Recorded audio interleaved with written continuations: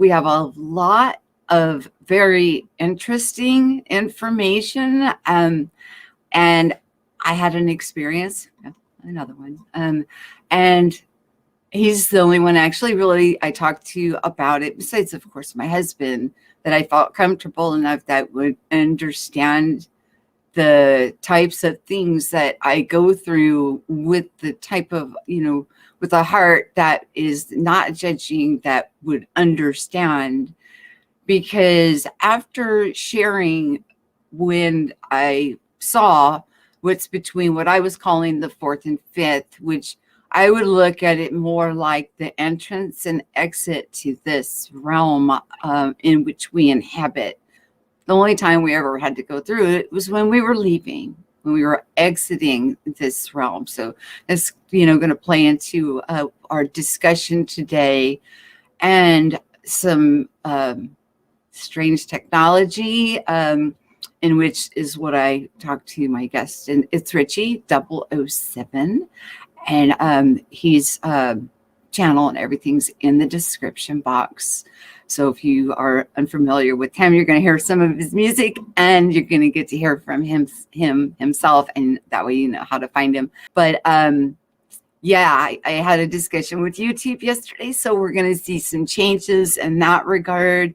This platform is completely community sponsored, so anything that can be helped out through Super Chat is great. We've got the Patreon, and the patrons get special posts, channel memberships get special posts, things of that nature. But we'll get into more of the reason on why you will not be seeing advertisements on my posts anymore. But without further ado, let me bring Richie on. And there he is. Hey, Blue. What's up with you? How you doing? Can you hear me okay?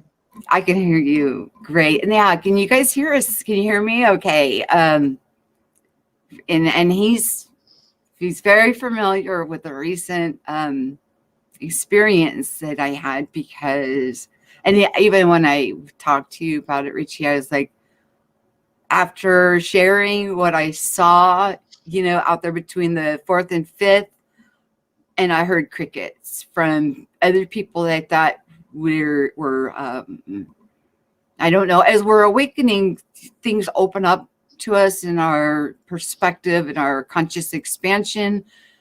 We go different places, we get information. There is important what we get or what we see for a reason, and it has to do with there's a relevance to it, whether it be a parable or something in the future, whatever we see, there's a reason we're seeing what we're seeing and why. When I shared that and heard crickets, I never felt so alone. I felt like I'm a weirdo, or maybe I'm looked at like, oh man, she's just freaking lunatic. It's been going on for, decades. And to hear crickets, nobody responded to me. I was like, did I overstep? Did I say too much? Did I share too much? Because I talked to you about it, because I felt embarrassed, a little,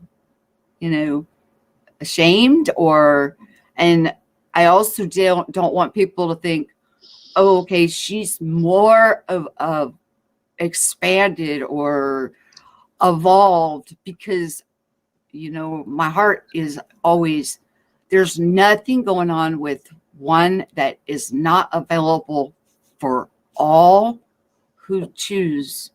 We just have to choose and do the inner work. And it's always, for me, Ben, my work starts here. It's always here first, and then whatever comes of it. So I'll let you take the floor, because I know you know what we're going to get into a little bit, because I told you all about it. I was really freaked out that day that we talked. Yeah, I mean, it's something that look, I said to you, because I don't have any memories of anything, you know, or any dreams. I can't really remember dreams and stuff. And but I don't doubt for a second anything that you tell me. I don't like. I've known you for a few years now, and one thing you're not is dishonest. So if you're telling me something, it's happening, and I know. I was I was embarrassed. trying to explain it to you. The other day, wasn't I? I know what's there. I just know what's there, but I can't seem to ever. I don't ever have any memory of connecting with it or accessing it, other than when I'm talking to somebody, when I'm actually engaging with somebody, and then I get like downloads or whatever, or suddenly everything becomes really clear. When I'm talking to people, things become much Certain people or clearer. any person? Not any person, no. But I'm only saying that because I don't.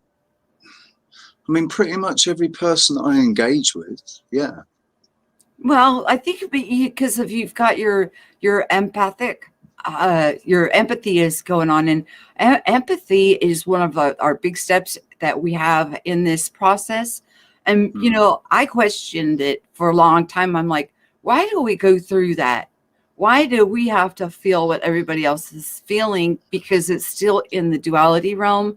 Because we're hearing many voices instead of the one voice that's within that, the one that's still small, one that's in us. And I'm not being preachy. I'm saying everything is in here.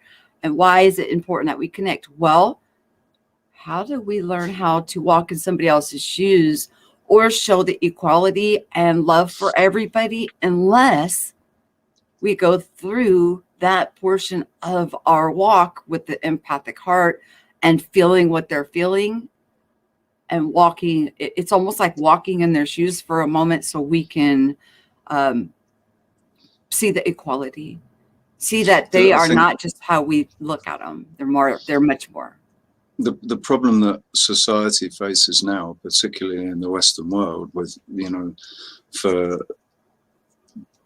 people in Europe, in America, empaths that don't understand that they're empaths. They don't realize that they're empaths. So Sorry. they're absorbing other people's emotions and other people's energies, and even picking up on their thoughts. They've got absolutely no idea at all. So it's extremely confusing. I think that's half the problem with society, is people just not understanding what they are, who they are. They don't understand themselves. They don't understand what's going on around them. And that half of what they're feeling isn't coming from themselves at all. It's coming from the surroundings, from the external influences that, you know, especially if you're living in a big city or a big town with a big population, and you've got a lot of souls around you. And stacked in apartments, and they're above you, beside you, and below you. And I had a hard time even grocery shopping. Richie, I would have to like follow around somebody in a good mood and hope they went down the aisles that I wanted to shop at. I mean, that's how bad it was. So, yeah. Yep. Totally get it. That's the problem that our society faces. One of the biggest problems. If people could understand why they feel the way they feel, then they and that's all about perception, isn't it? It's all about how they perceive, how we perceive ourselves, how we perceive the emotions that we're feeling, where they've come from, where that leads our thoughts. You know, where when we get thoughts coming into our head, where we go with them, policing your own thoughts, being aware of the random thoughts that don't appear to have come from you. They just come out of nowhere, but they lead to anxiety. They lead to feelings of, you know, anxiety or sadness or something. And we carry on down that path that we get set on in our just in our minds. You can go. It's amazing how far you can go in time and distance and everything, just in a second, in your thoughts. Do you understand? Am I coming across clear? Like yeah, I'm trying to it can share be a couple of seconds. I can play out entire situations. I can play out the next 10 years or something in a couple of seconds, based on what's happening. Like thinking about when you come to situations where you have to make decisions and stuff. My brain works very quickly, and I just in a couple of seconds I've thought out 20 years. Yeah, and we think that fits in our brain, like in the skull. You think your consciousness really? I mean, everything that we have is like a representation. It's a smaller representation of the grander scale of the being that you actually are.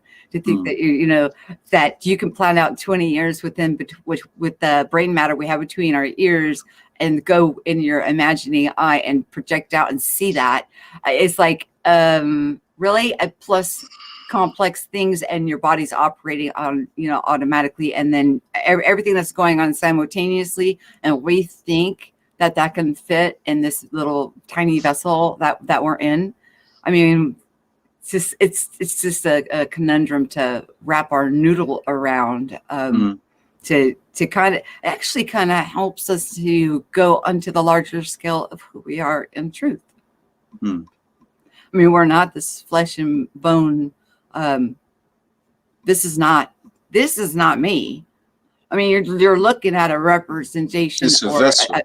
It's almost like an avatar, a shadow, a very dark, a very small shadow of the being that I am. And the same with you. I'm looking at you, but that's not you. I mean, to look at you, to set my eyes upon whom you are in your authentic form.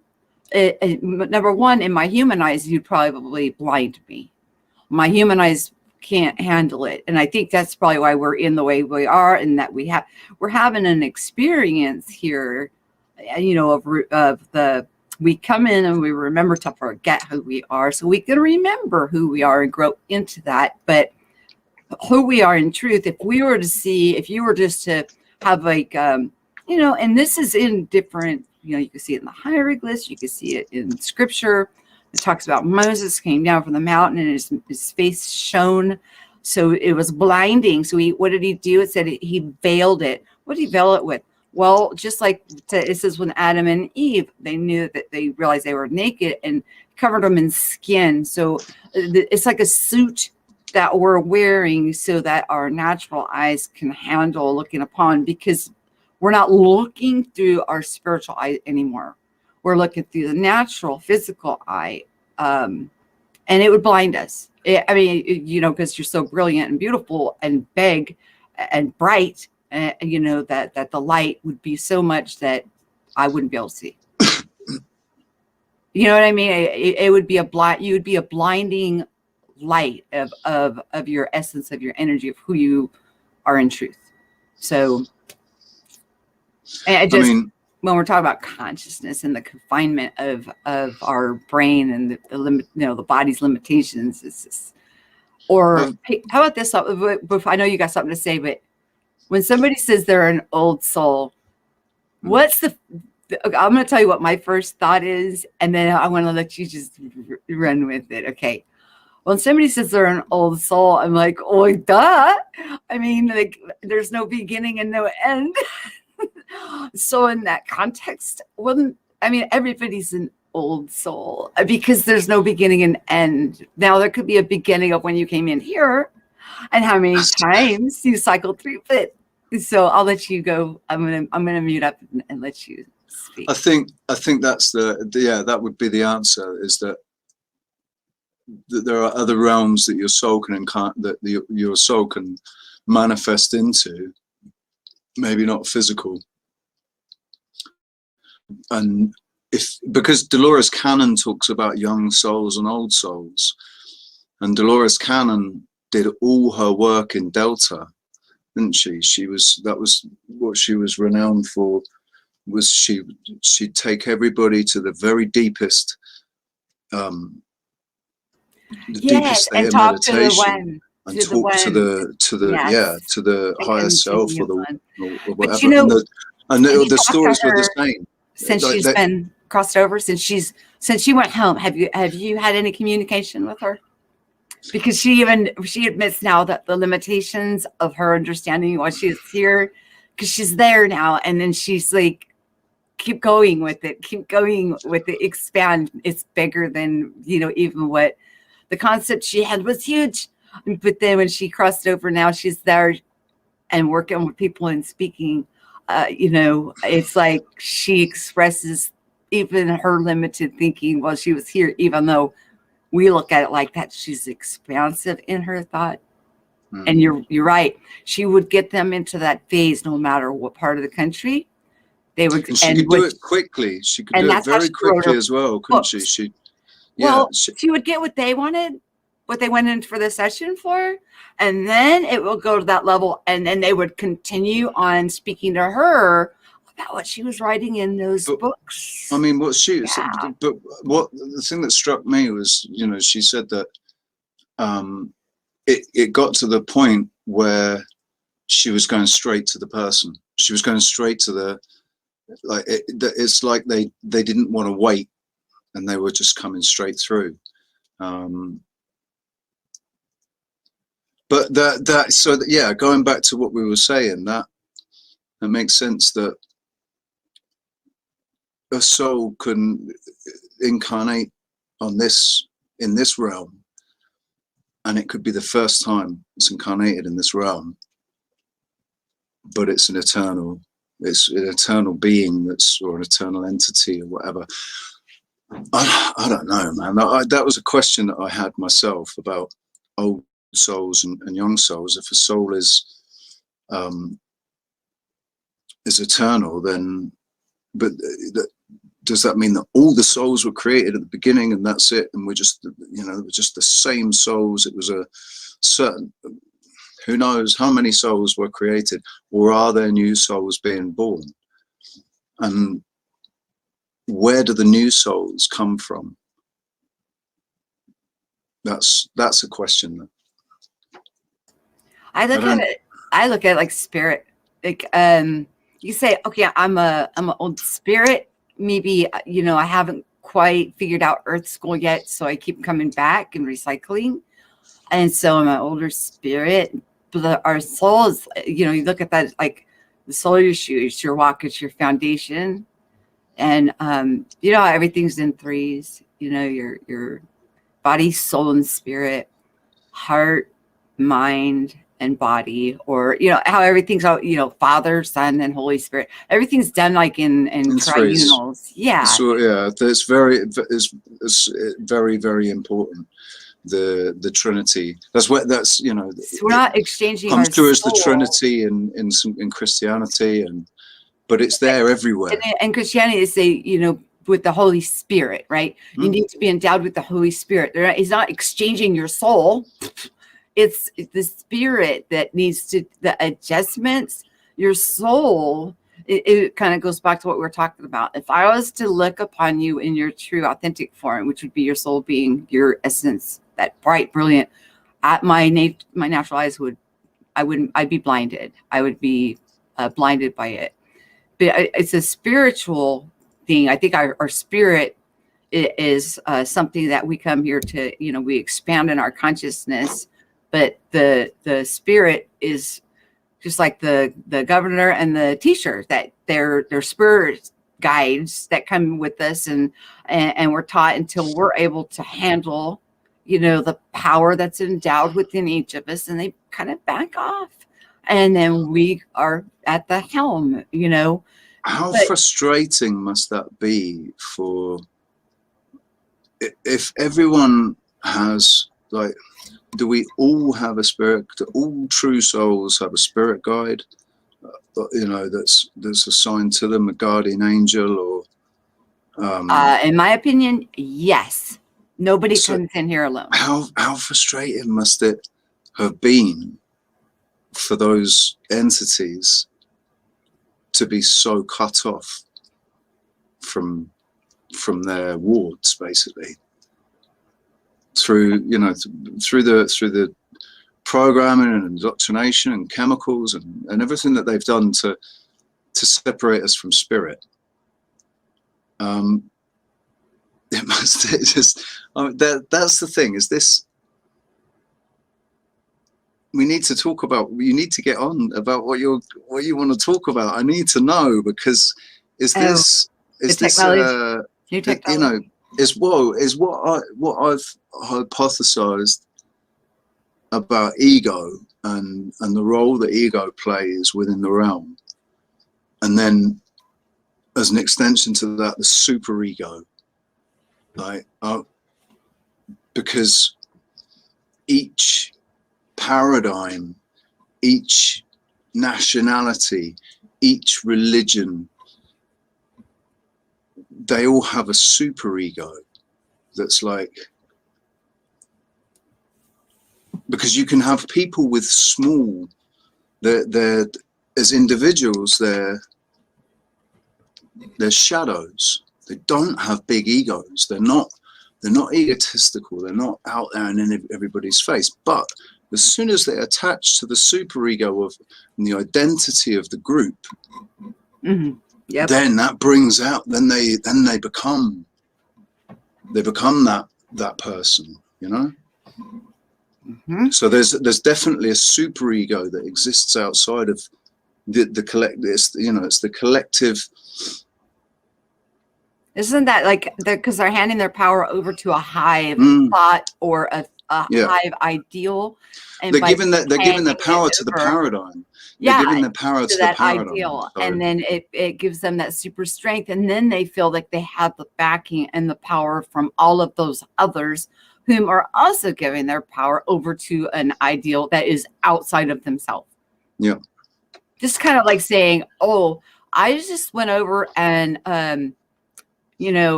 dented my neighbor's car." And then I come back to you and I say, "Oh, the devil made me do it.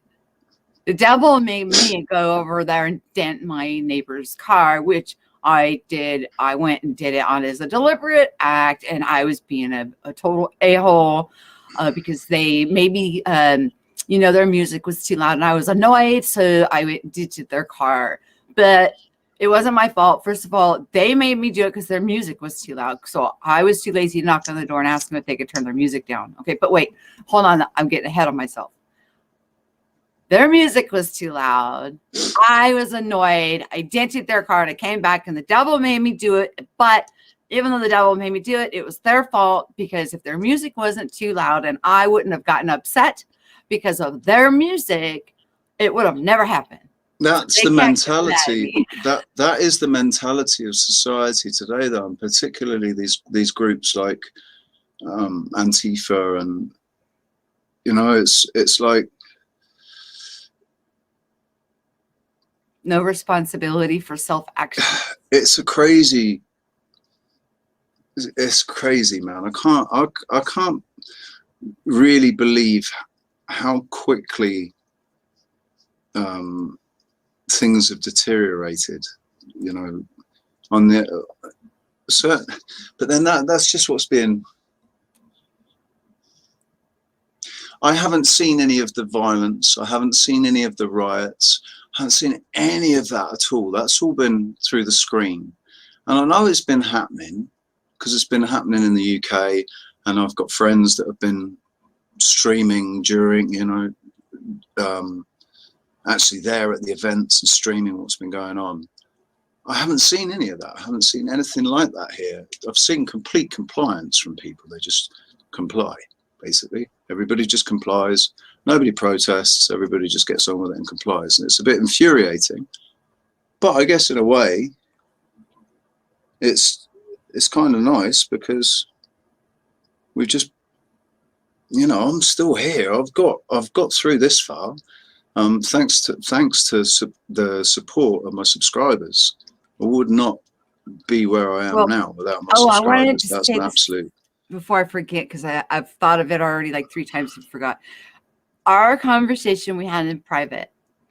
You're like, I can't hook up, we can't talk about, and I'm like, oh yes, we're gonna communicate, and then boom, we did. Okay, and then when we got off, I got a message from you're like, oh, by the way, my internet came back, and and I'm like, yeah, and he's probably not gonna put it together on what he asked for while we were talking. Come over and visit me. I can, and you were putting out your needs very openly, and very, very quickly after, your internet and all your connection to anything that you would have desired to do was answered. And I'm like, I wonder if he's putting that together yet, that he put it out there. He's like, come see me. This, but you put your needs out there, and almost immediately where you were like, it's not going to happen. Sorry. I don't like to smoke when I'm on camera, so if I keep clicking on off, that's why. I should do that, shouldn't I? I should do that. So you're putting your needs out there. You're saying, come see me, and we're going to tell you guys about this because I wasn't going to talk about it. I really wasn't, because of the crickets I heard after I talked about what that machine that I said. I didn't know if it was alive or machine, or that's between the 4th and 5th, and I heard crickets. I felt embarrassed for talking about things that that apparently I thought that, other people were experiencing, or other people were talking about these type of things. And then, but I got crickets. But anyway, so I really was not even going to talk about this, but more has unraveled, because always it takes a little time, things unravel. In the meantime, I was shook, and I called and contacted Richie because I can talk to him and tell him things that I can't tell public, or can't talk about in public. Things I could talk to my husband about, of course. It's because I'm crazy, man. Yeah, and I think maybe you're so crazy you make me feel sane. No, I'm just kidding. No, you're not crazy. It's because you don't judge me, and you're not looking at me in a condemnation. You're open to the possibility and probability of anything's possible. The limitation that a lot of people put on themselves is a limitation that we put on ourselves, and you seem to have been able to lift that part, up and off. I've been able to talk to you about. I've been lucky enough to experience things. And then you got few years. Internet. But I've been lucky enough to experience things in the last few years that have been like, when I try to explain it to people, my words, what my explanation is not enough. The words that we've been given in the English dictionary are not enough to describe everything that's happened.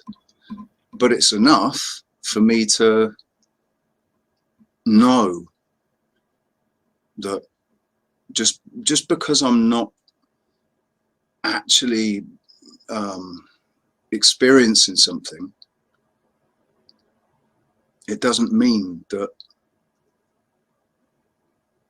I know it's real. I've had just because I'm not experiencing it all the time.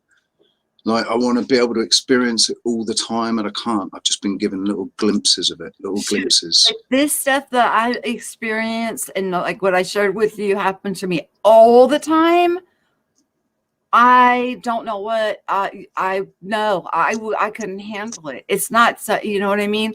I don't think any of us could. Really. For me, thank you very much. My cuppeth runneth over, and I don't think any of us could really truly handle it. I mean, there is not in this body. This body would blow up. It would just go without using substances, basically, to and then it's not a truly authentic experience, really. We're going to If talk it's been about that induced, when I if bring up the experience and seeing Chris Geo on there, and with the traveling and things like that. So that part will come into our conversation. All right, instead of making them sit there and wait and wonder what the heck we're talking about, I'm just going to spit it out, okay? And please, you guys, be open-minded and do not put limits on yourself, because there's nothing that I share or that I talk about that every single person either is experiencing. Maybe they don't want to talk about it, or not ready to talk about it, or, you know, I don't know, but or it's because I am nothing. I'm nothing special. I'm equal to everybody else. Okay, I had an experience, and this is what I'm talking about with new technology. Now, I've had the feeling of being on a ship or whatever before, but not this lucid. I felt like I had I know what it feels like for the Merkaba to start to spin and take a journey. I know what that feels like. It's that inner spinning, and I can hear a hum in my ear and things like that. This was like a harnessing that went around around my torso. And as soon as it started to go around me, I started to hear what sounded like it was coming through a radio, a man's voice, and he was talking to me. And the weird thing is as I was thinking or asking questions, he was answering me back.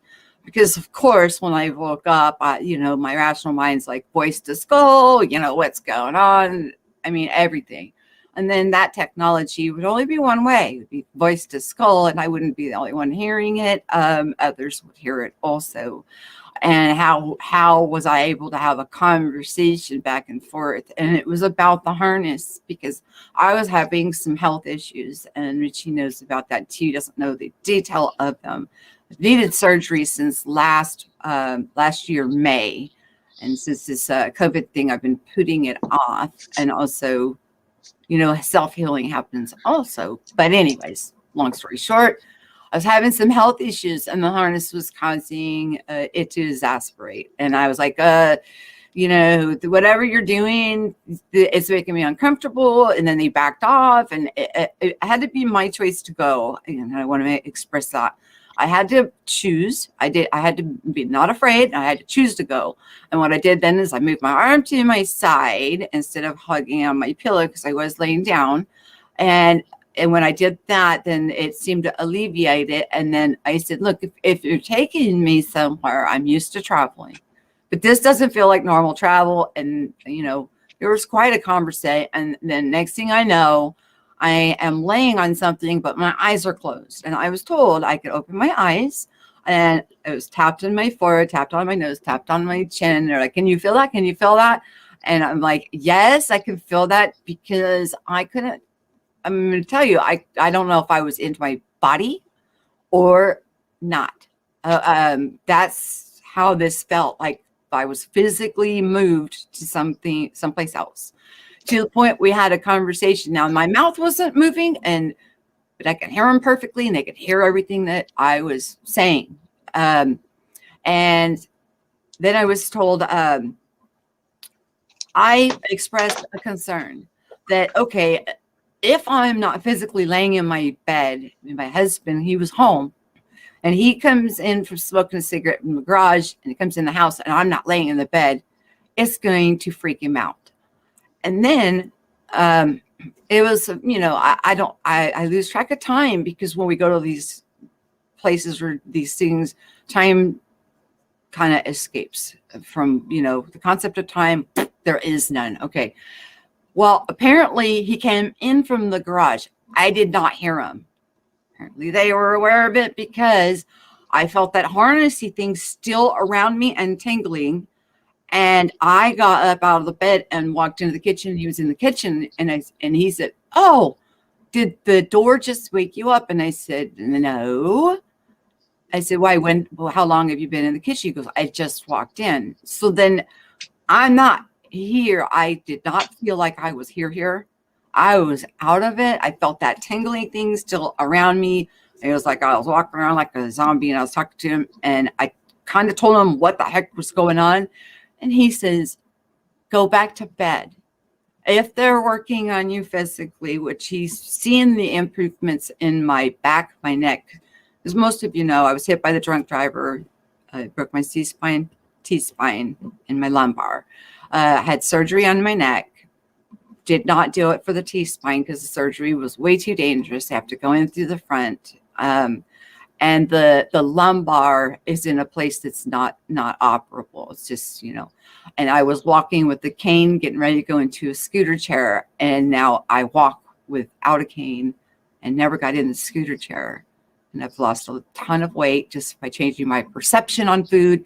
So a lot of healing stuff has been going on, and I was on all kinds of medications, and those have been removed also through my doctor. My doctor's like a witness to all of this going on also because of my medical records.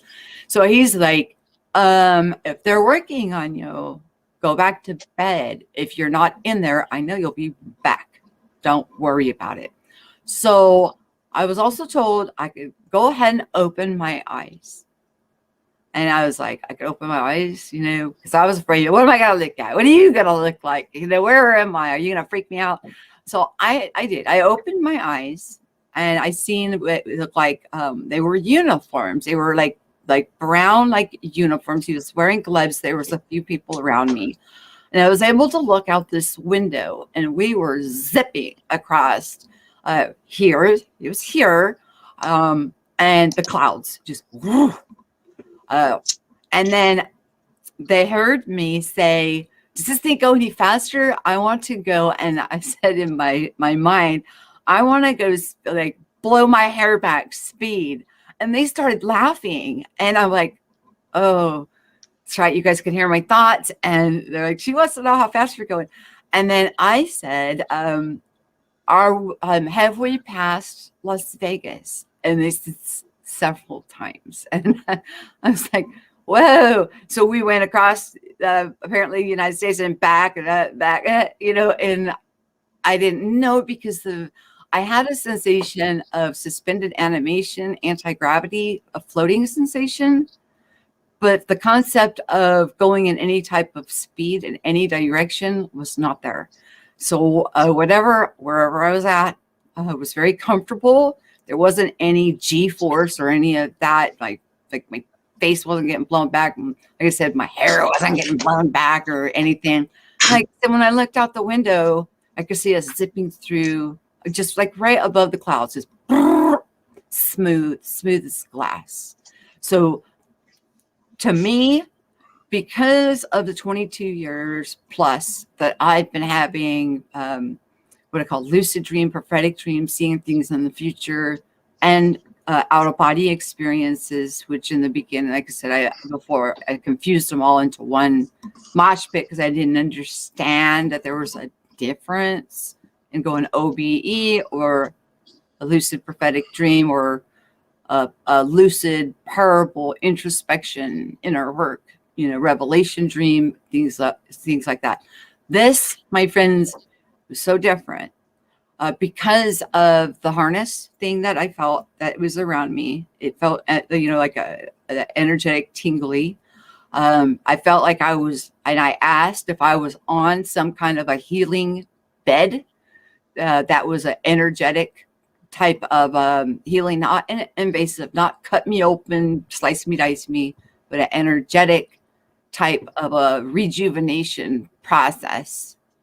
And I think, Richie, you had an excellent thing that you added to the possibility of how old these people, because I'm going to tell you guys, they were people like me and you, that there was nothing scary about them. They were in a uniform. They were wearing gloves, and it was brown.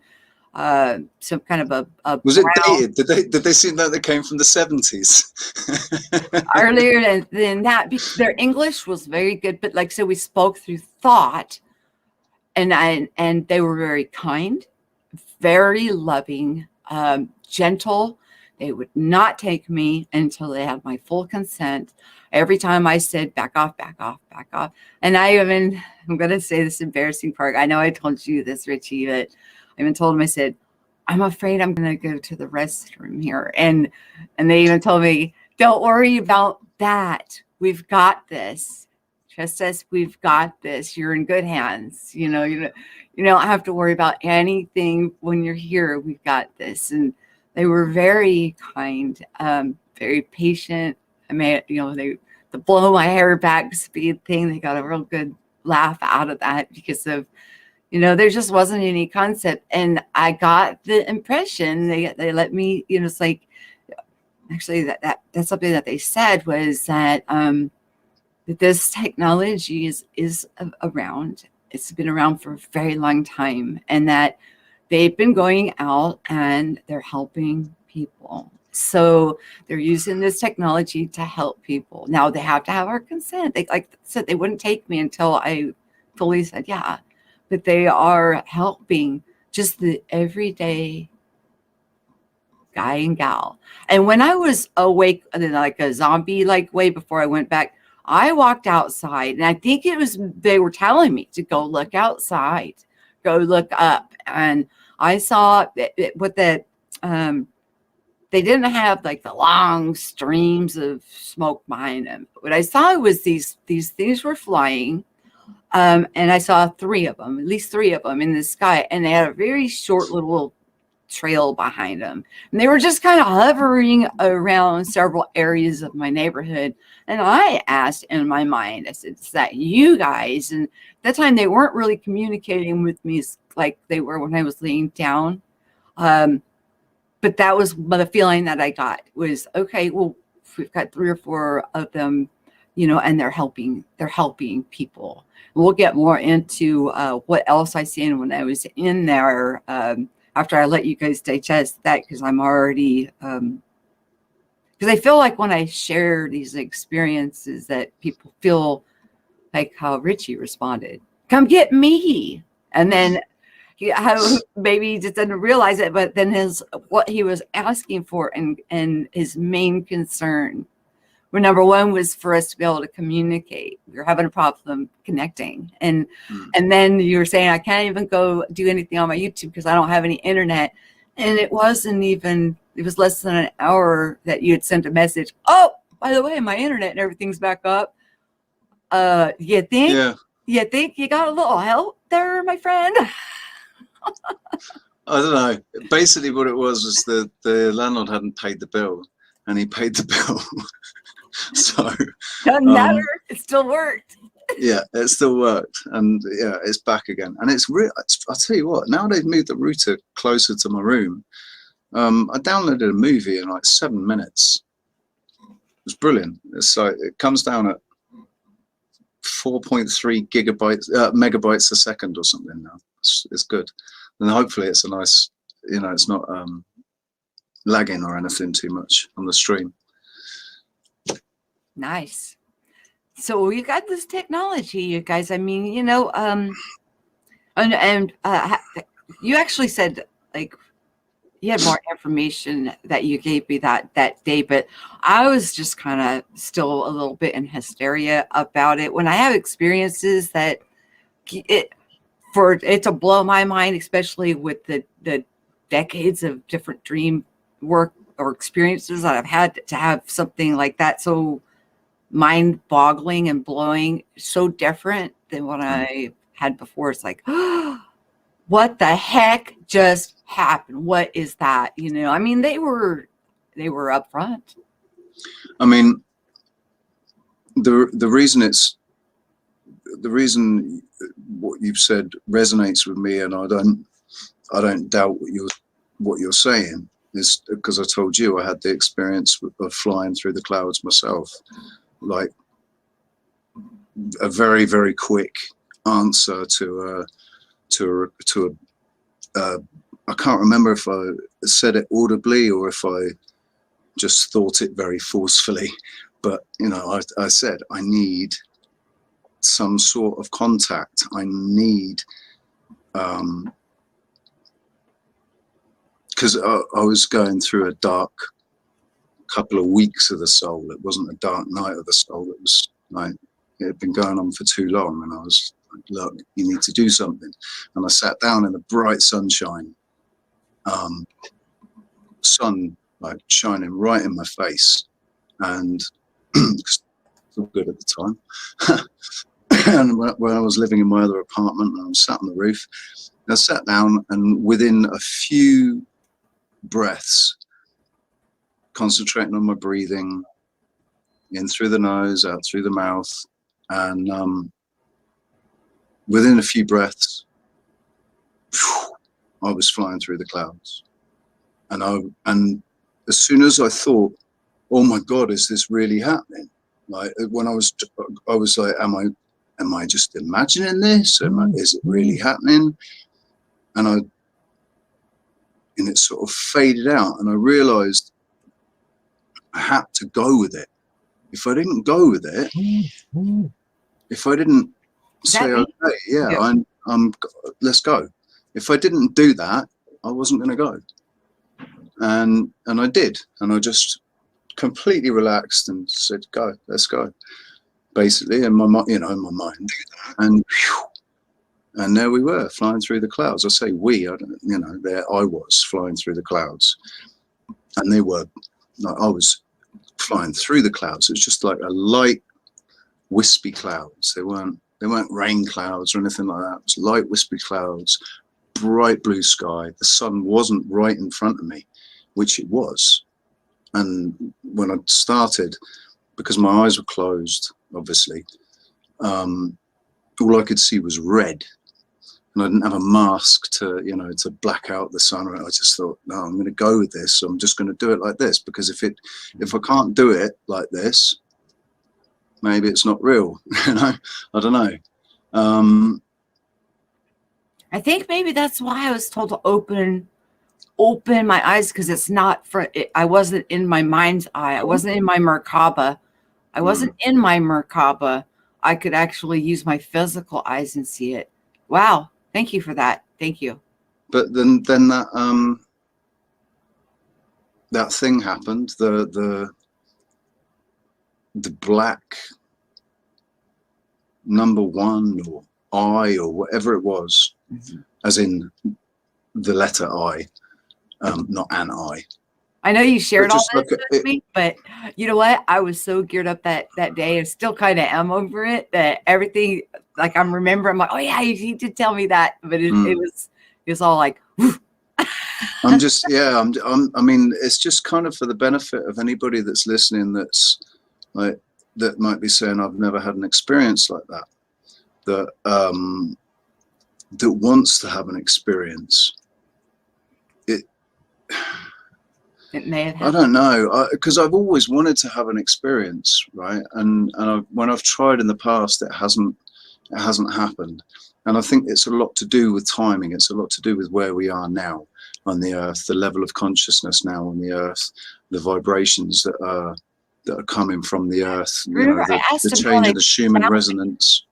Remember, I asked a question. I was like, how did you find me? How did you know where to locate me? And I asked him, how they even knew who I was. Yeah, because they're people.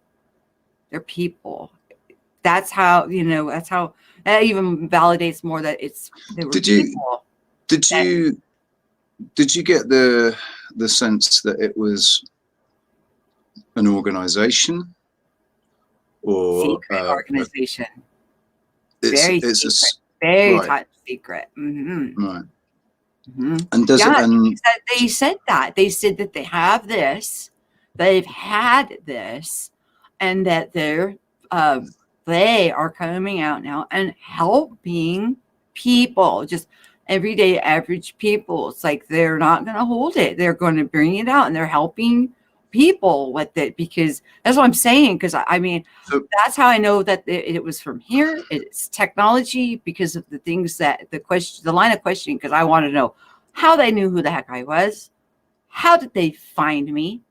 How were they able to talk to me in my mind and hear me talking back? I mean, you looked into the voice to skull and everything, didn't you? Yeah, I was freaking out. I was like, how did you find me? How did you know where I was and who I was? Or, because you've got a sea of people, and you've got this technology, and you're helping people with it. How do you know where to go? And how do you know how to grab that one person and to do Did that. you ever get an answer to the question if they'd taken you physically? And No. What I kind of, because you just woke, you asked the question, and then you sort of woke up very quickly afterwards on your bed, and your husband came through the door. It's like very, it that all was kind of like an synchronized. answer. Like they had me physical because he was tapping me on my face.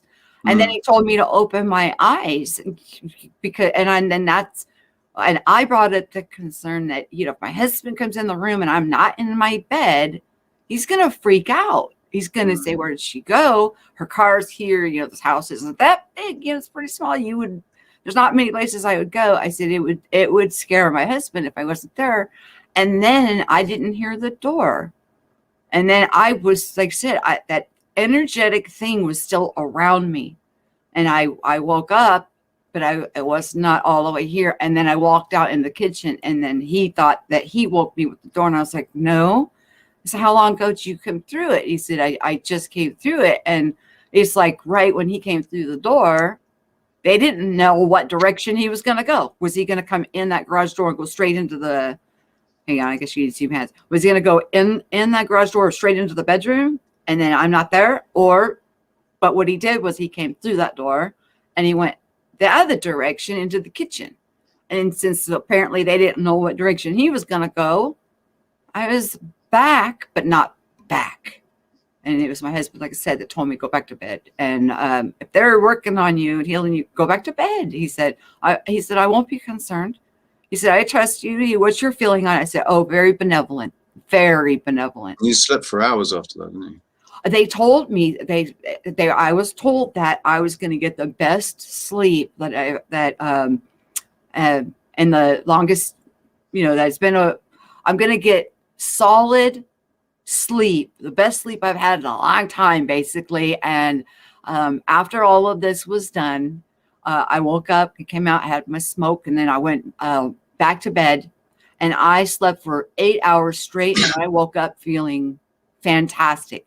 I had a health issue that I was dealing with that I talked to you about because we were going to try to get back together, on and do maybe a stream at that time.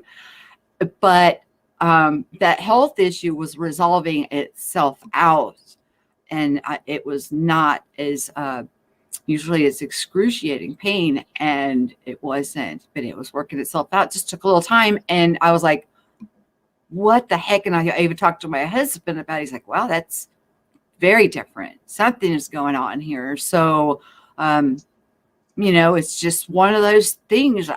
I can't explain it. But if, these kind of things are going on with people, don't fear it. Remember that I had to give consent. I had to give permission. They were not just going to take me. I had to say, okay, let's do this. But that doesn't mean that you can't on your spiritual or your soul level give permission. Like if you're sleeping and maybe you're not remembering or you're not able or you can't wrap your noodle around yet quite the concept of these type of things. Maybe it'll drive you a little nutty, like how I felt after sharing and then hearing crickets. You feel like, okay, I'm a little strange and nutty, but now I'm like, forget it. If I'm strange, forget it, because why do I care? If people think I'm strange, I want people to not fear things that can be beneficial to them. So there it is there. But there's nothing is as like has the potential that just as like saying that you don't believe the earth is a globe. Like as soon as anybody says flat earth, that's the only thing that really gets massively ridiculed. So you're all right. You shouldn't worry about that, man.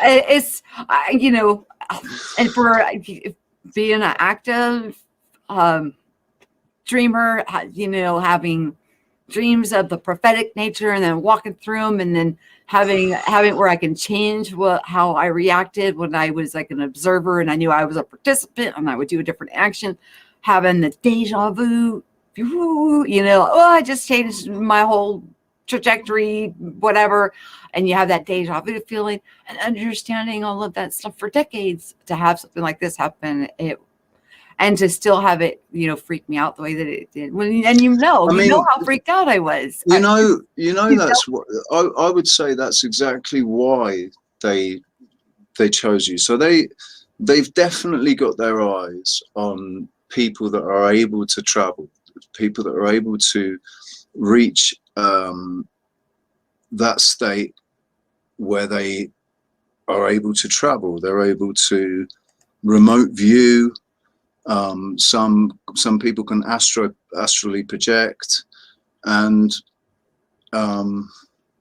they're watching anybody. They have to be watching anybody that can be doing that. And if you've been doing it for a long time, then they obviously thought that this person's going to be able to process this, because so many people fear from people, having such healings or phenomenal things happen within them. You say, I want this experience. You want to know what I wanted? What I was putting my intentions for when I laid down is I wanted to see my daughter. So I'm laying there focusing on, if I'm going to travel or go somewhere, I want to see my daughter. So I'm asking to see my daughter. Did I get what I asked for? No. Did I go somewhere? Yeah. We don't always get what we ask for, but we get what we need, or what is coming, or what is necessary at that moment. So I have something that came to mind, like, while we're talking, because of what happened yesterday. So we had something organized, and yesterday afternoon I started developing a really bad headache again, turned into a migraine. I was really ill, and then ended up passing out, thankfully. I don't know what time it was, but I woke up at 5 o'clock. 5 o'clock this morning, woke up, bing. I was like, oh, and it's almost, I didn't, when I get migraines normally, the next day, I'm really fuzzy headed, really, really fuzzy headed. I know this was a migraine because I was projectile vomiting last night, like 2 or 3 times, projectile vomiting. And that only happens with migraines for me. So I know it was a migraine, but I felt actually quite clear-headed when I woke up. And then I remembered, oh crikey, yeah, what happened last night? I remember burying my face in the pillow. I put a mask over my eyes, buried my face in the pillow, just to cut out all light. And I was massaging the side of my head and the back of my head, trying to relieve the pressure. And then I woke up at 5 o'clock and I felt fine. And then I got the message off you about 17 minutes later, saying, apologizing profusely because we missed our appointment. And then I remembered that we had the appointment, and I'm thinking, why did that happen? Now I feel like I'm a targeted individual, right? But I'm open to the concept that I am doing all of it to myself. And you know what you were talking about the governor, and government, and when we're focused, when all we seem to be seeing and focused on is government, and it's got something to do with the spiritual government of our mind.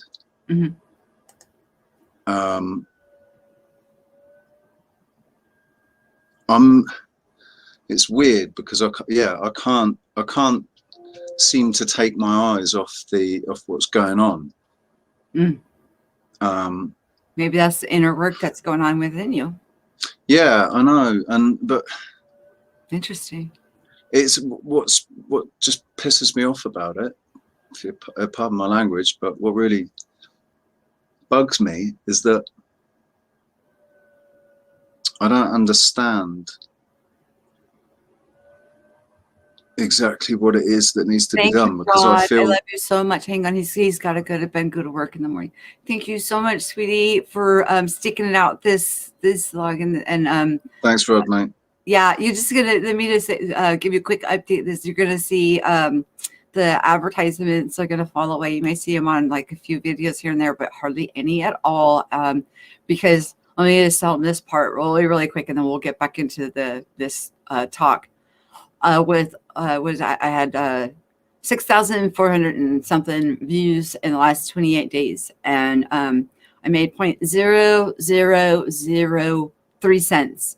And so I questioned YouTube, because I haven't had any income from YouTube since July of last year of 2020.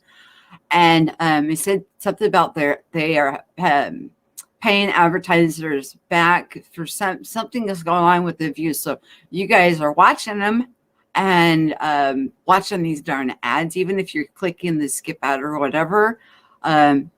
But they're saying that they're having to refund it, and so I'm gonna we're just gonna be community sponsored here, and that's just gonna be how it rolls. Because if you're suffering through an ad and they're saying that they're having to pay the advertisers back, then why have them there, right?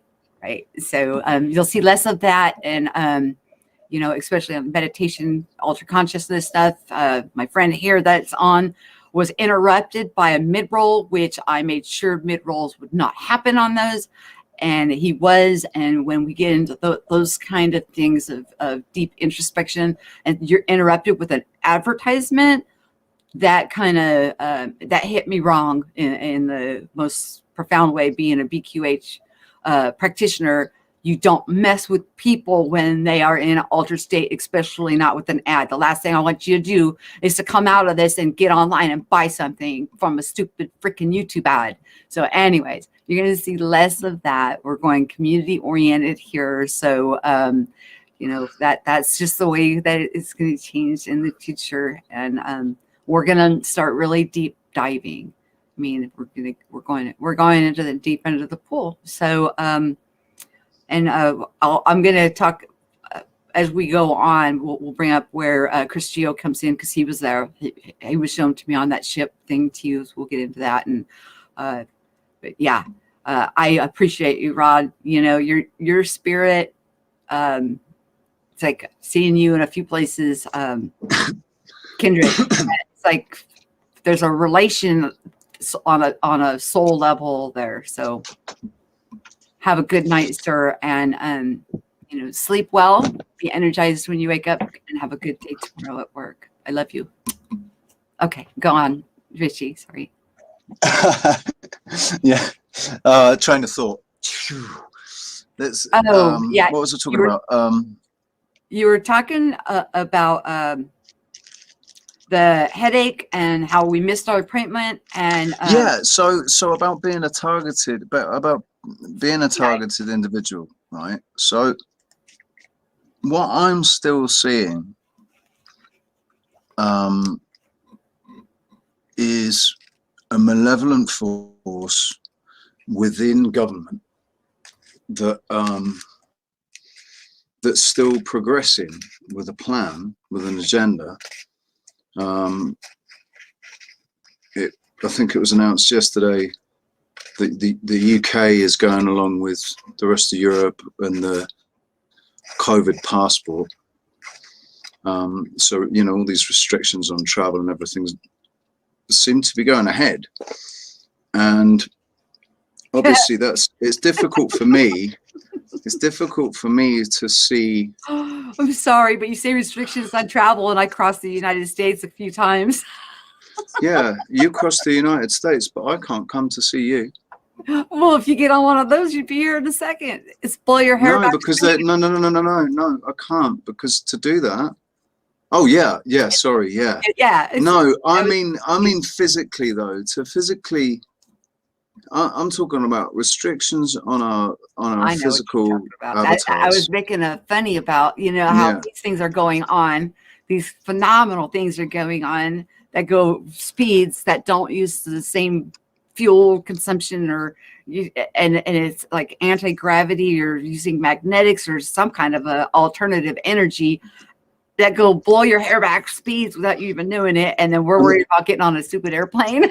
so I've seen with my own two eyes in the sky,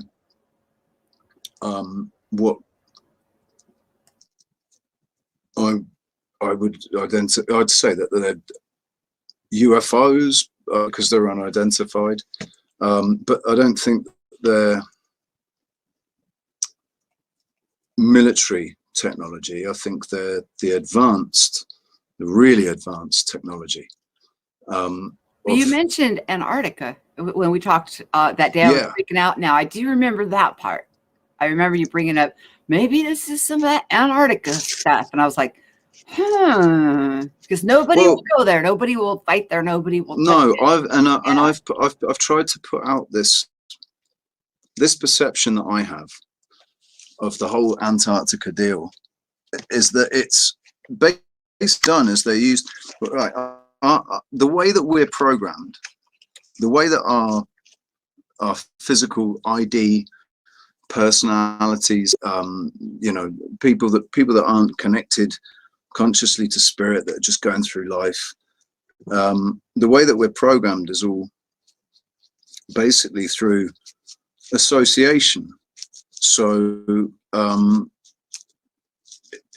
they associate, and it's obviously reality is governed by perception and by people's perception of what's going on. And so if you can control every perception of what's going on, you can basically control reality. So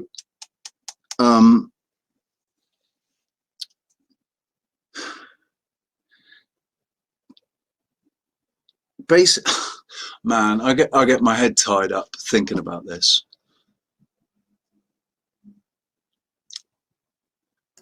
well, you're right though. That's kind of how it is. If you can get people to give you their power over to create your vision, and they promote it out there, then it becomes a tangible physical thing in which we interact with. And Yeah, but people the are thing going is, through what a process right I now don't where we're pulling away from that. We're coming I into don't our want to. Yeah, I think everybody is.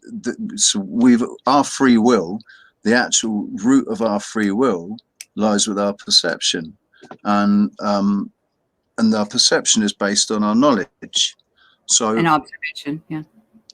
yeah, knowledge and observation. Except they've managed to trick everybody by not trusting their own observations, because people observe things, but they're told that those things don't happen, or it happens a different way, and especially with the current crisis that everybody's facing. It's not just one or two countries, it's not just one or two people or one or two towns, this is, or one or two countries. This is every single country on earth is experiencing this thing that's Well, happening right now, let's which is a stay on the mass positive. clampdown. It's a mass clampdown on people's, there's travel restrictions, and there's, because of the, basically because of the general feeling that's been created of fission spiritually. And you could say that it's waking a lot of people up spiritually, but there's a lot of people that are still trapped. They're still completely trapped by fear of what's going on.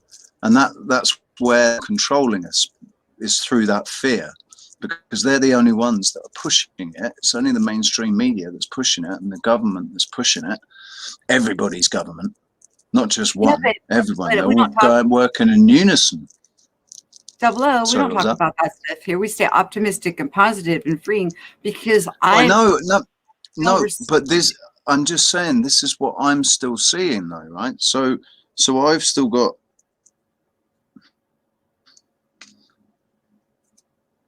I've still got stuff going on that I don't know about, you know, in my Sounds like you know about them. spiritual realm or something.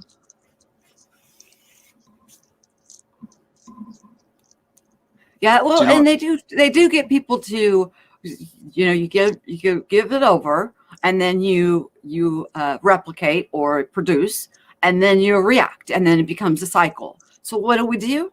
We have to go and do exactly opposite. Instead of looking outside, look within. And so just think of it, you know, what I came to understand is everything, when all this began to happen, like really ramp up, is everything looked upside down and backwards. I felt like I was in an upside down world. And it was because everything that I was doing was backwards. When I'm asked to look over in this book to get this knowledge, why am I looking outside of myself? Anything that I was told to look outside, or if I'm reacting to something that's outside, I'm giving my power over to it by reacting it and giving it emotion, energy, and attention. Why? So then I started to just reflect it back and say, okay, I need to be looking to the one I can control, and that's me. And that's where the work began. And that's how I moved through and took back. We're in a process of taking back our sovereignty, our free will, knowing and making our choices, knowingly aware that what we're doing has effect. It has effect on the outcome of our life, and also indirectly we all affect each other and others that are in our own spectrum of life. So if I felt that I was restricted from travel, I would be restricted from travel, because I just self-fulfilled my own prophecy of, as I think, so shall it be. But you can't. The thing is, though, if I suddenly, so money wasn't an issue, and I could just go tomorrow to fly somewhere. If I wanted to fly into the United States, I'd have to take a test. Yeah, So, agreed. I refused to take that test. why do you have to take a test? I don't get it. Oh, that no. Well, in order to gain entry to the country, I have to take the test. Well, then just, you know, obviously there's something else I'm going not on with some different technology. Why don't you just become one-on-one friends with them and just, they didn't ask me for no test.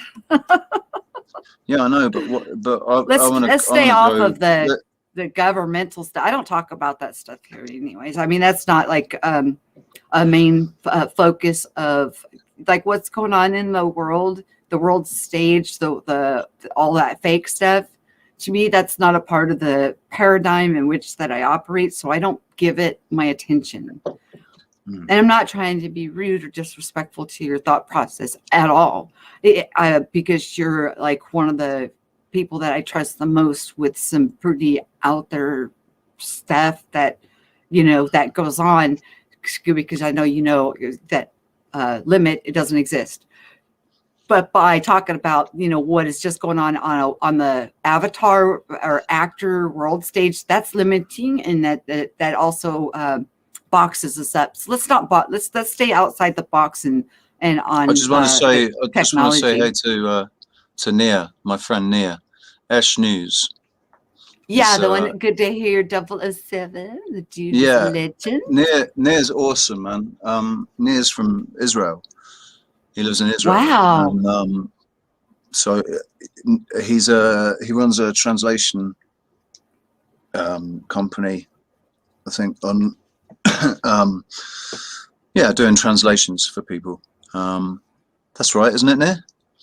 And also he's got his Esh News YouTube channel. He does interviews, and he's done some really good interviews over the last couple of days, over the last couple of weeks. Sorry, talking about all kinds of different things. You know, not necessarily talking about what we're talking about here, but all kinds of brilliant subjects he covers. So yeah, I do recommend everybody goes and has a look at his channel. He's still only got less than 1,000 subscribers, man. I don't think it's fair. I think he's being he's definitely being shadow banned because he's got like 346 subscribers and he should have Well, more than me. YouTube is doing that. If I Yeah, only made YouTube's doing it, yeah. 0.0003 with 6,400 views in a month, then see, that's what I'm saying. And but that's something that they said on this ship. I asked, remember, I was like, where did you find me? How do you know who I am? And they said YouTube. They told me YouTube, and I was like, what? Because but that does make sense. You argued with me. We were like, more people are watching you than you think. I'm like, I think that makes sense. It makes sense that that everybody, you know, that they're going to be watching YouTube. They're going to be watching particular content that's been put out, and it's not necessarily. I don't think that's going to necessarily relate to how many subscribers that the channel has. And honestly, I don't believe people with millions of subscribers are putting out useful information. I think even the channels that might be sharing truth and they've got hundreds of thousands of subs, I think that they're being allowed to continue in some, you know, in those instances because those people are kind of stuck in an echo chamber. They're stuck in they're all stuck in this echo chamber and they can't even see outside of it. You know, they've just caught themselves in another paradigm and they don't need to be worried about too much. Murphys, have a good night and be, you know, peace and good having you. Thank you for popping by. Good night, Sorry, Murphys. Rich. No problem. Good night, Murphys. Murphys T Hound. Yes. Yeah. So, but then I'm going back to. I still can't stop talking about these bloody controllers, man. Yeah. It's everybody, you know, we all do that. We all go through different stages through the process, and there's no two alike. We're each unique. The only reason it came up, the only reason I thought about it was because it's a bummer that I had a bloody migraine yesterday when we was. I mean, it turns out that I forget what you said. You said you overslept or something. I just forget. woke up. Yeah. Yeah, you'd overslept, so you felt really bad because you'd forgotten it. And I'm like, wow, I was not really thinking clear all afternoon, and then all thinking went completely out of the window. And I was a silly whining mess. I took my last migraine medication last week when I had one, and it didn't actually do anything. It didn't really help. So I didn't get any more, and plus I haven't got any bloody money anyway. It's like 10 euros a pill or something. This stuff is, but yeah. So I had to write it out.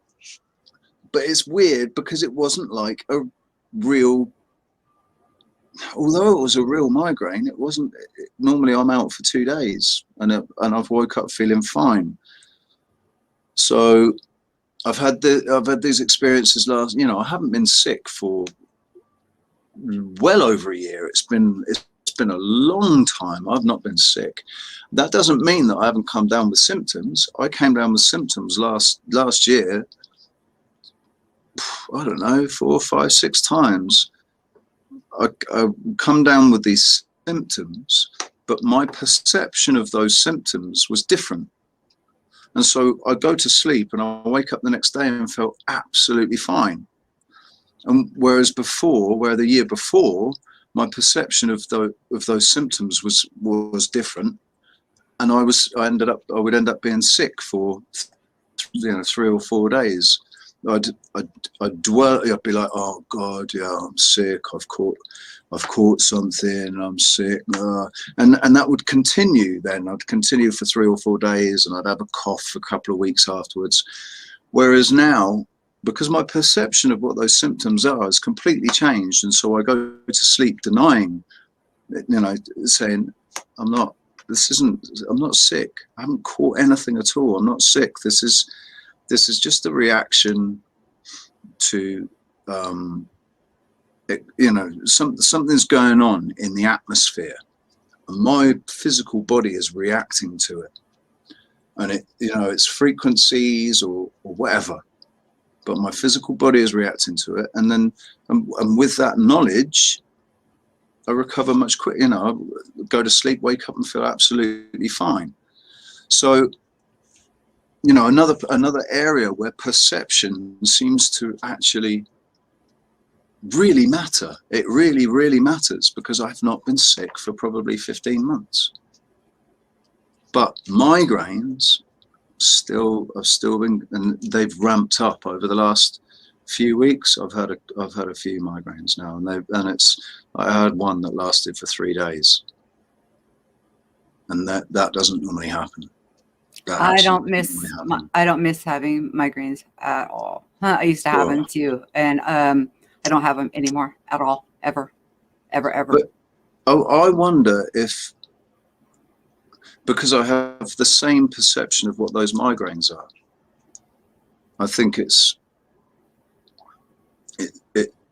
linked, and I could get paranoid about it and say it's, you know, because somebody with ill intent is trying to, or an organization or whatever is trying to stop me, or it's just you. It's just happening. It's just me. It's just my body reacting to what's going on. Maybe they've switched on something that wasn't switched on before, and now it's switched on. I don't know. And I still, you know how I feel about it. If you, you know, if you think something here is going to hurt you, it's going to. If you think that it won't, Yep. it won't. So, I mean, you know, otherwise, everybody around you would be buckled over too. If it's actually something they clicked on, how come it's only you? Everybody else around you would be, because they're not that good. Come on, we got to think like a man. We're human beings here. If they switch something on, you wouldn't be the only one buckled over with a migraine. I mean, it would be a lot. So it has to do with our own. No. But power. I wasn't. Hang on. Yeah, no, that's the point. Everybody in this building has been suffering the same sort of thing as me. So you guys are all discussing it with each other? I've discussed it. I've discussed it with Amanda. She's been experiencing exactly the same thing. She's able to communicate with the other guys that are here, because she speaks much better Spanish than me. And so she said, yeah, they're, you know, Anna, she's feeling it. Everybody's feeling this. They're getting these headaches, really back to bad. what you said earlier. Really bad headaches, and just feeling really crap. Do you remember? Do you remember what you said earlier about, you know, they tell us about it, and then everybody believes it, and it's a worldwide thing, and so they tell us about it, and then it becomes a real thing, and so because we hear it and we believe it, I then think they make us manifest most of the stuff. Well, everything that happens, they make us manifest it ourselves. And I think they try to get a lot of the way they get what they're trying to put out at the moment about certain technologies that they have. The people that are trying to put it out, that are putting that out there, are trying to get us to manifest that technology for them. They don't have that technology yet. They want it. They got some kind of technology. Oh no, oh my gosh, you guys. But the ones that you dealt with, they're not linked, are they? They're not. They're not connected or working. They were wearing uniforms. They were all wearing the same clothes. It was brown. They were wearing brown uniforms. What government are they working for? I don't have any idea. I felt as if it was some kind of an organization that works together, but they're very secret. I don't know. I don't know what to think, but I could tell you that they were benevolent, and that they said they're bringing this stuff out to help humanity. So, we mentioned Antarctica. And I said, I think that what's going on. Yeah, so I started to explain this, and I just went off on a tangent, didn't I? You know what? I'm going to play your song real quick, you guys, and maybe some people will come back in the room, and I got to use the girls' room. So, so this is you guys, this is Richie. We're not done because we haven't even got to the part where of what they showed me inside there with Christio. and Richie doesn't know about this because things unfold a lot of times after the fact, that it unravels, the information unravels, because he got me fresh right after this happened. I was freaking out. So I want you guys to enjoy this because we got much more to talk about, and we'll be right back. And so the show's not over. Enjoy. This is Richie. Again, his channel link is in the description box.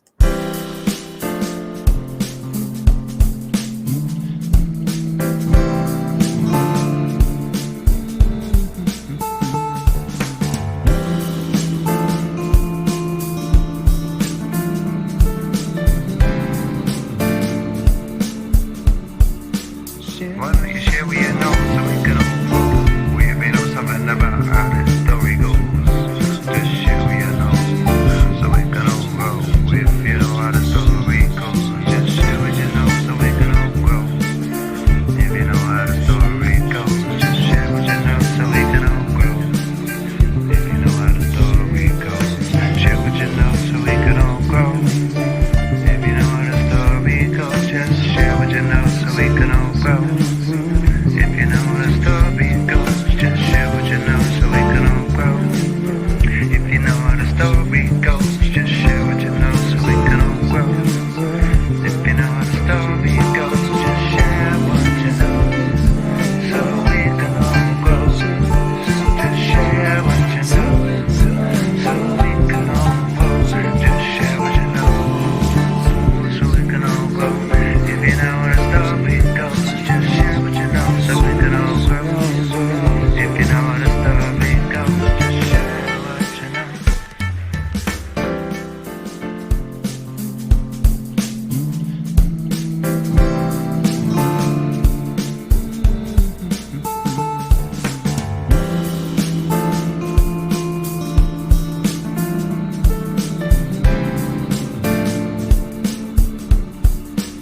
Why don't you share what you know so we can all grow? We may know something about how this story goes.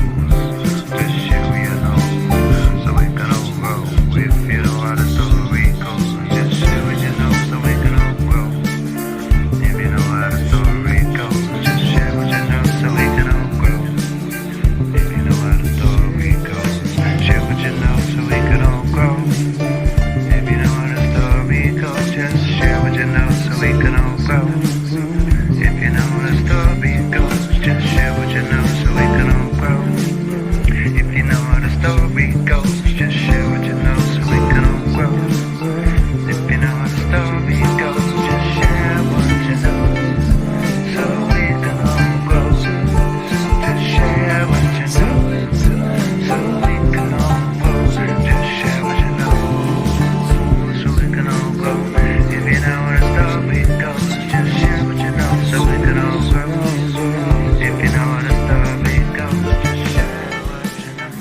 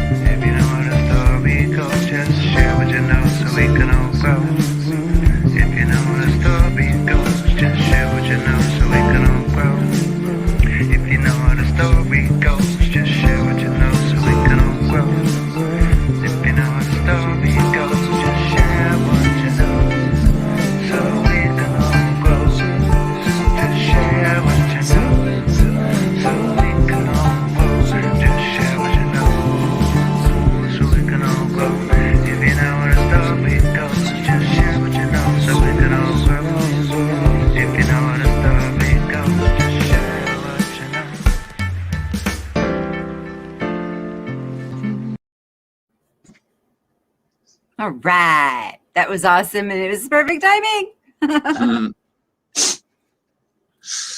Yeah. Okay. Remember when I told you that I was shown that there was like these couches, but they were like odd. And I was sitting on this couch and like there was these dogs and they started licking me on my arm and my head and it was tickling and then I saw other and I said they were people because I seen them in there sitting there.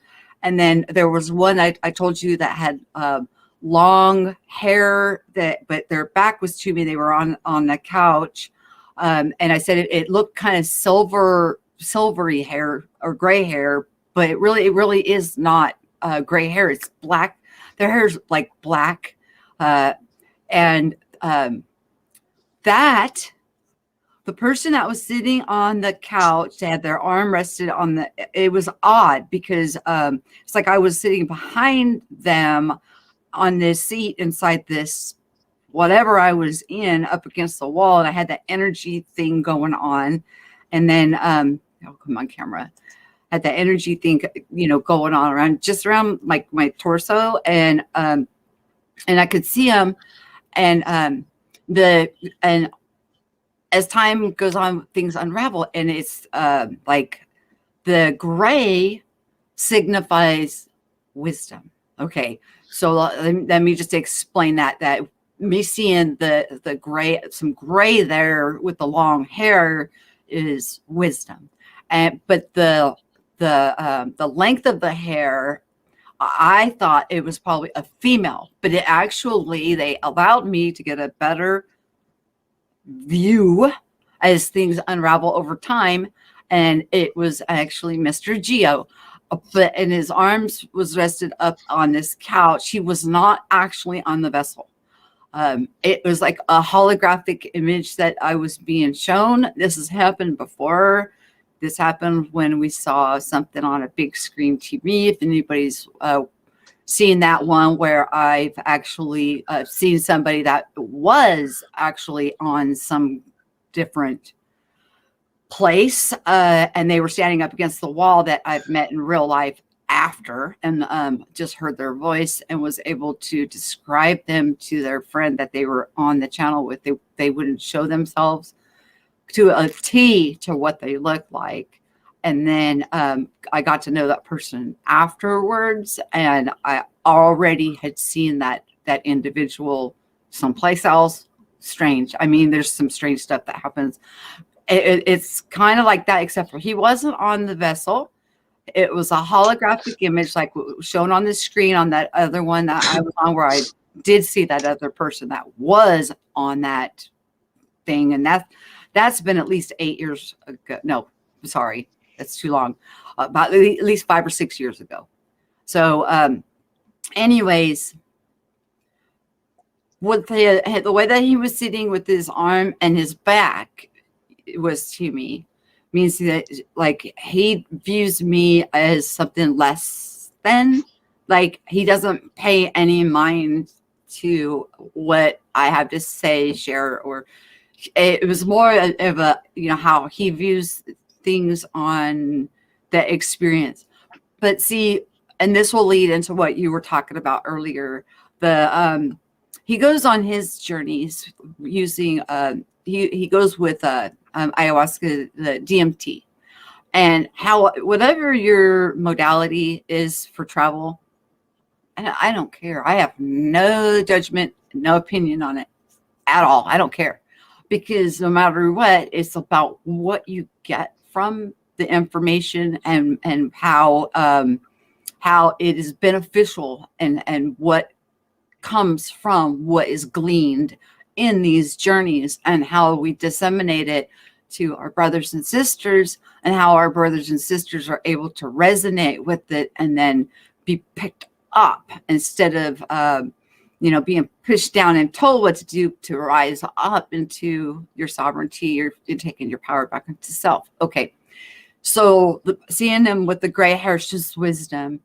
That they use DMT to travel. Now I'm going to tell you guys something this is what blew my mind. And then I got the closer look, and that he was the one that was on there, and his back to me. It's just how he views me, and it's really not that big of a deal. Doesn't matter to me how somebody else observes me. I don't care. It's, you know, because it doesn't take away any way I feel about him. So him and his twin, his other half, his twin soul, Cherie, they did something, which is, this is what this affirmation, where I heard crickets after I shared seeing something between the 4th and 5th. Okay, there's it's, like I said, I don't know if it's organic or it's a machine, but you know, I've gotten a closer look. Anyways, on December 21st of 2020, they did something, them two together. Okay, and he had to go deep within his That was journey. the conjunction, wasn't it? There's something with the moon, and they went and they pretty much tried to they went and did something in the DMT realm in their journey to try to help things out, to contain or whatever. Well, it was, and I've said this several times, anybody that's listening, that it was mid-December that this thing showed up between the 4th and 5th. There's something between the 4th and 5th. Now I've come to understand that what I'm looking at, what that thing is that I'm seeing, because I didn't know I traveled that much. I was just thinking I was just having vivid dreams. But the noise that thing makes is so, it's obvious that when I wake up the next morning, I'm like, that machine, it drives me crazy. So whatever they did, then that thing appeared at the same time that I saw it. They did that. And for me, it was an affirmation of, okay, whatever they did or whatever was going on, because that was one of the questions I had when I came across this thing. Who put it there? Did we put it there, or did something outside put it there? Because I got the feeling it's a quarantine. There's no exit. That's the exit. So basically, to exit out, you have to go through this, and to be able to go through it, you have to be able to handle what this machine will do to you when you go through. Okay, so there is a culmination of beings now on this side that can't get through this.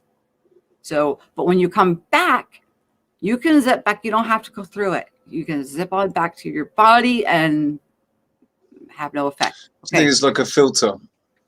It is. What it does is it puts out sound. It's like this sound, and that's why I couldn't tell if it was alive. It's the filter? Do you think it's to filter consciousness? I think there are beings on Earth now that can't get through it. Yeah. So, or people are afraid to try to go through it, and I have to say, don't be afraid of it, because even I was like turned off by it because of the sound, and it was so new. Just zip through it. Don't let anything hold you back from your troubles. That's the thing, though, isn't it? So in that sense, it is a filter, because they can't have anybody that's going to be that easily afraid, scared. They need people to know what they're doing. Basically, if they get through that barrier, or if you're going to get into the 5th dimension, you need to be able to handle it. So that's just what I called it. Yeah. The 5th. This is how it was said to me. Okay, that the ones that were able to pass freely through can no longer have their hands on the controls of here. See, this place has some mechanisms, that's outside of this place, that has to do with this place. I got buttons and whatever. Is it the things that we don't like talking about? Is it the things that we don't like talking about? Like, it's like if you wanted to have, if you had the gnosis and you wanted power over others with this gnosis and understanding of self, you're no longer going to be able to touch the controls anymore. That's outside of this realm. You're until So it So still we're has to do talking. with consciousness. Yeah, but we're talking about the element of reality that I'm seeing all the time. It's that control side. It's the people that do have this knowledge, and they've been trying to keep it from everybody, and Yes, that's how they're controlling sacred. It is what's going on in what reality. we talk about and what we're sharing and what's coming up and growing up in everybody is sacred. It is sacred knowledge that was taught in mystery schools. That even in the until the British Empire turned up. Then they basically. even when they're teaching it now, they try to do it with rituals and things. It's still not as deep as what when we're like all natural growing up here at home between you're in your own bedroom, you got these weird things, or your own home, and these things are coming up and into your consciousness, into your awareness. You're pure. What you're going through is pure. It's not filtered through the dissemination of somebody else that wants to be a hierarchy over you in the secret society. You're coming up as your own, because you've already got your governor and your teacher. So what else do you need? So it's a natural thing. So And so the thing is, I understand why you don't want to talk about that side of it. You want to keep it nice and light and not talk about that side of it, because it brings it into the consciousness. I don't focus on it. I don't resonate with it. We shouldn't. Yeah, exactly. And we shouldn't be resonating with it. I don't give it any power. Yeah. That's the only reason. I think it's still important to mention it, because to say, it's actually that easy. It's that simple. Mm-hmm. As long as you put it in, it's all about focus. It's all about what you focus on. Yep. And I guess my desire to show people that is what keeps me there. That's what's keeping me there at the moment, because I'm not advanced enough on the other side of it to be able to discuss that with people. I don't meditate enough. I've not traveled enough. I've had that. I've had a few experiences under the influence of hallucinogenic drugs, and I've had one experience. Well, not one experience traveling when I wasn't under the influence of any drugs, and it was that meditation.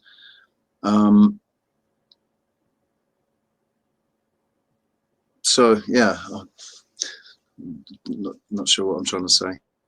It's just pretty trippy that the dates and see they have not shown this to anybody, and then they showed it yesterday. I just so happened to be there and see them show it, and then immediately after he showed it, he took it down as private, so it's not up there. But they did this on 12/21/2020, and I'm running around like a chicken with my head cut off trying to contact. Are you talking about? So you're talking about Chris Geo from Beyond the Veil, right? Who sold Truth Stream Radio to MSNBC? I think they still own it. No, they sold it to MSNBC. I know, because Roxanne was on Truth Stream. She was on Paul on the Plane, and so she found out through Paul on the Plane, I think. I would ask them before saying that, because as far as I know, they still own it. Okay. Mm-hmm. Well, so what's the connection? What do you think the connection is between whatever they did on 12/21/2020? It completely correlates with when I encountered that machine.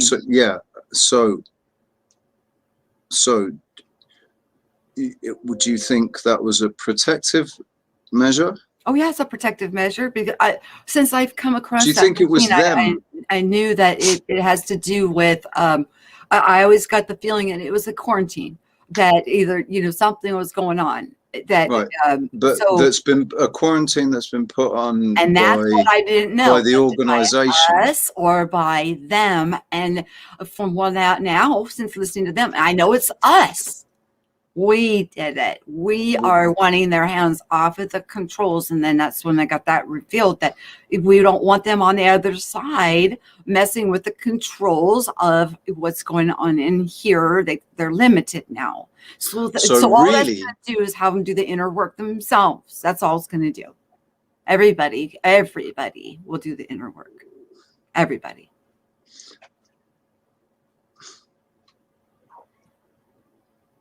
I mean,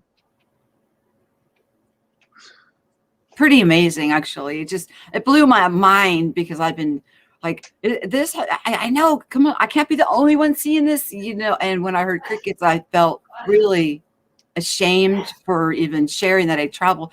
And then you hear stuff like, well, they used to travel, but then they started doing spray and disguise. They can't travel anymore, or this happened, or then there's others that are saying it's not safe to travel. I've never that's what I've had heard. that happen. That's what I've heard. I've heard.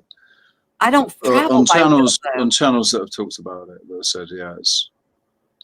You're not the only person that said that, though. I've heard it other places. But I think the reason for that is because of lack of understanding from those people that are traveling of what they're going to encounter. And then so they're going to react. Potentially could react fearfully to whatever they encounter. So yeah, I got grabbed, and I was going to do a video about that, and then I decided not to because I didn't want people to be afraid, because there's nothing to be afraid of. Everything that we have is within us. And when I got grabbed, it was outside that machine, and it was illuminating a light. And when it grabbed onto me, it took all of my strength, because there's a tether when you're still alive. When we still have a physical avatar, there's a thin tether that goes, wherever I go, I'm still connected in some way or another. We can call it a little piece of yarn, whatever. Okay. I sent a vibration back to my physical body and was able, and though normally I can't do this, I was able to speak. And I'm going to tell you, this is something, my husband's a very deep sleeper.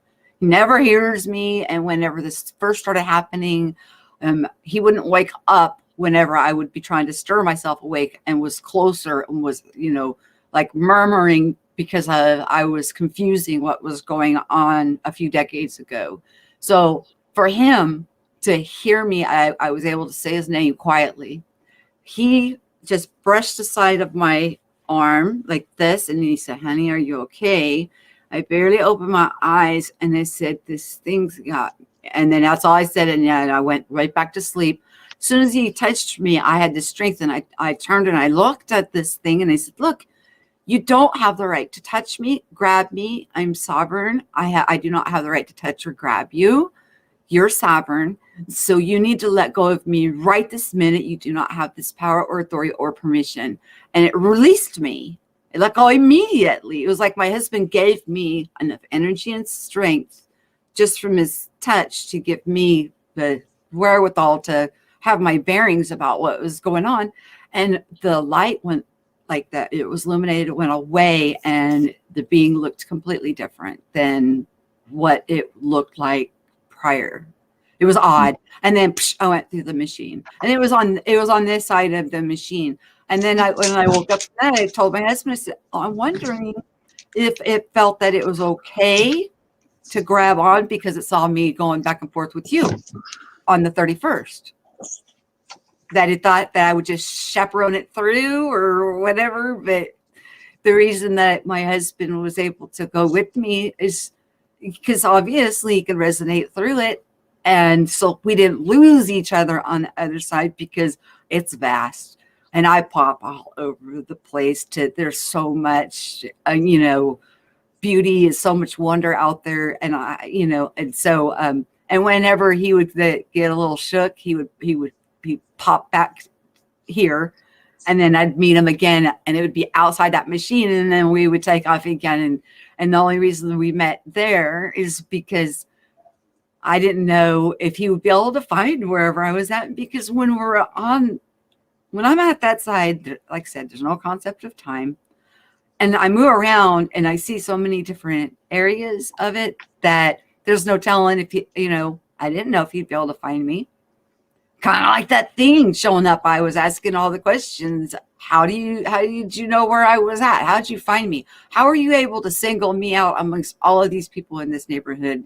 My mind starts just, I want to know that. How do you know?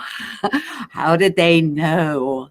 And they said something about vibration too. We send off an energy signature that's unique. Each of us do. It's weird.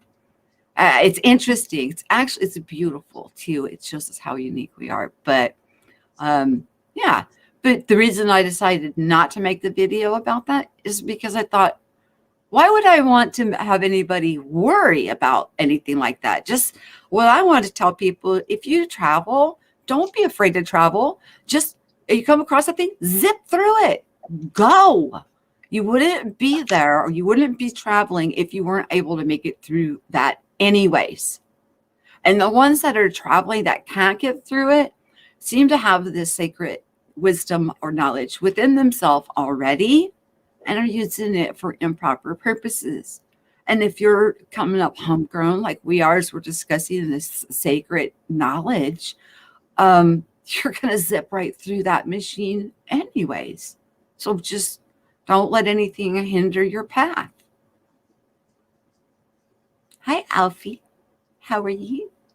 He's just come up. He wants to. I've just looked at the time. It's like 7 minutes to 10, and I haven't taken him out to go to the toilet yet. You didn't take him when we did your song? I haven't taken him to the toilet yet. I know, but you should have partied him when I played your song. But you probably wanted to see the video. I thought about it, but it was only like 3 minutes or something, 4 minutes. So yeah, go ahead. Do you want to end the show, or do you want to come back and continue? No, we just now started to, but I want you to. I don't want him to suffer. So you want to? Yeah, I don't want to end the stream, man. I mean, if you can just sort of fill the gap for 15 minutes, I'll just take him out. Yeah. I'll talk to the chat, and then I'll play your song again. And you guys, that song that he wrote it, sang it, played it, composed it, and gave it to me years ago. That's how long I've known him. And I used it for my outro. Would you take that poor dog outside? Yeah. All right. I'll see you in a sec. Okay. Hurry, Alfie. Go, Alfie. Go, Alfie. Go. So does anybody have any questions about, Chris, it being Chris Geo, and why, they appeared, the long hair was there, that it was gray. The gray, represents wisdom. And, his back, I saw, his arm was up on this thing, but it's like, it's really odd when we have these experiences. But this experience, like I said, I contacted Richie because it's not like the normal stuff of travel and of those phenomena that happen. This was something that was odd. Even the energy harnessing that I was in, this harness, it felt like a harness type thing, not like the Merkaba, how it spins and you can feel the vibration within. That sometimes we can have like sleep paralysis, feel is like we can't move your arms or your legs because your Merkaba is such a force of energy. And when you've got both those spinning and you look like a ball, just a electrical ball of energy, and that's what you're traveling, and you just look like this ball of light, and off you go. This one was very different. This one was physical, and it was on this realm. And like I said, when I was told I go ahead and open my eyes, I was able to look out a window, and even the windows weren't like a window that the windows were a weird shape. And I could just see us zipping across. We were above the clouds, but I could see clouds. I could see the clouds, like, you know, in the lower area. We were just, and then I said, have we passed Las Vegas? See, in my perception, I wasn't there very long. And they said, well, we've crossed it. We've passed it several times. They were passing over Vegas, and it stopped. It, you know, kept zipping along. And I was asking, hey, can we go faster? You know, because this thing go like warp speed or whatever.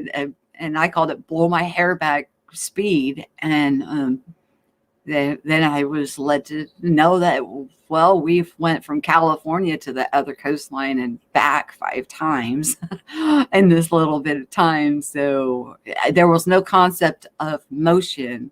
There was no G-force. There's none of that.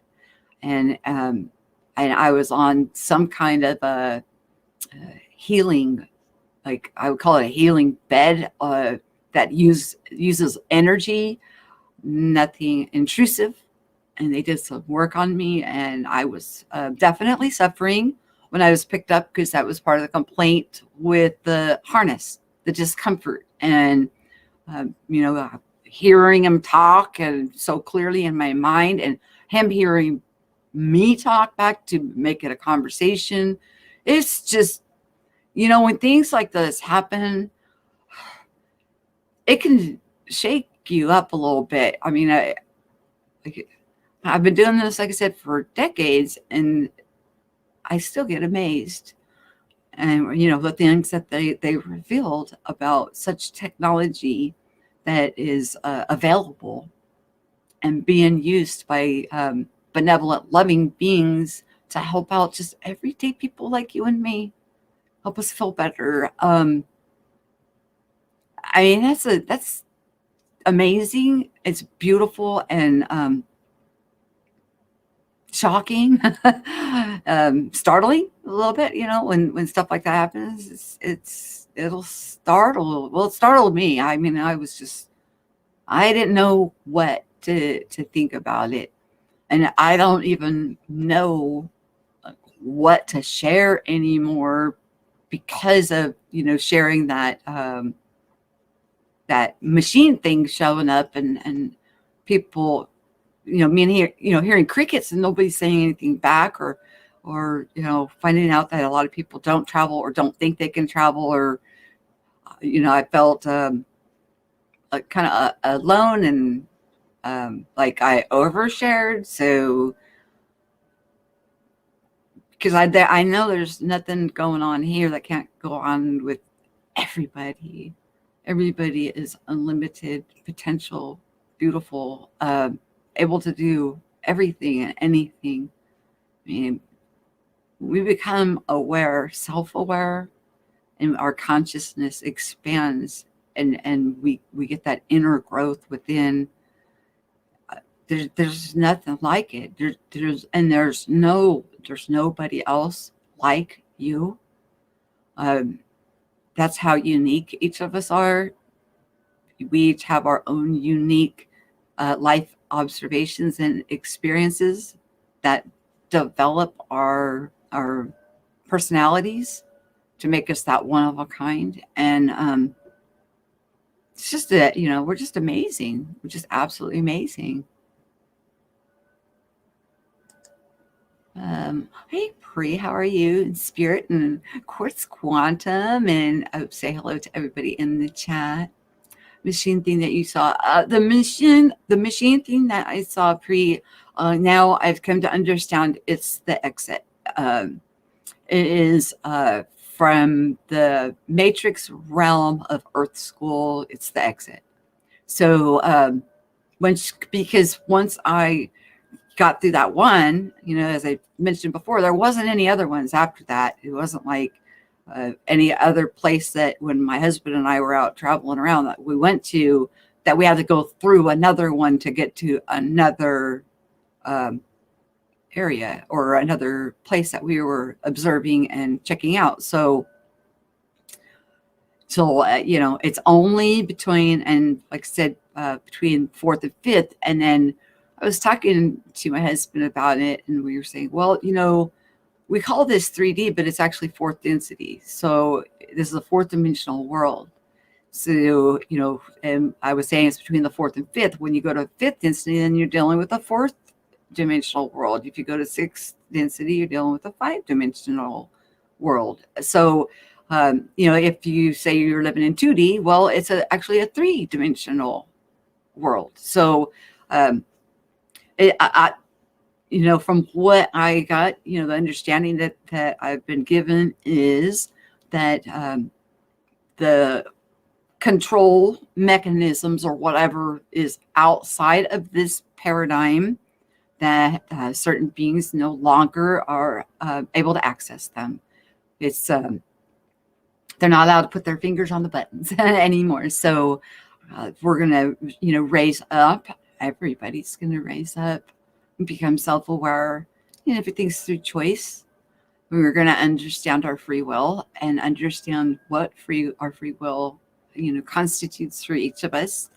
And through free will choice, we're going to be consciously making our choices in our life, and without having, multiple layers of distractions pulling us in every direction except for in the direction of where the truth resides, which is within each of us. So, yeah. Did that answer your question, Pri? Yeah, I'm calling it the exit into to be outside of Earth School. Okay, I don't want to overshare. I think I've shared this before. I can go back in my memory of this lifetime to picking out my parents, my mom. I remember picking my mom. So, that means that I remember coming in. So, and I've said this often here, is, would it surprise you to find out that that you're outside of this place, right? And you're looking at it and knowing when you're outside what you're completely aware, you're conscious, you're totally expanded, and the growth, the soul growth, expansion that you'll get from such a place as this. You stand in line. You're excited to come in. And so will it surprise you to find out that there's actually a line to come in and have such experiences as we have here? And then when it's our turn, we incarnate.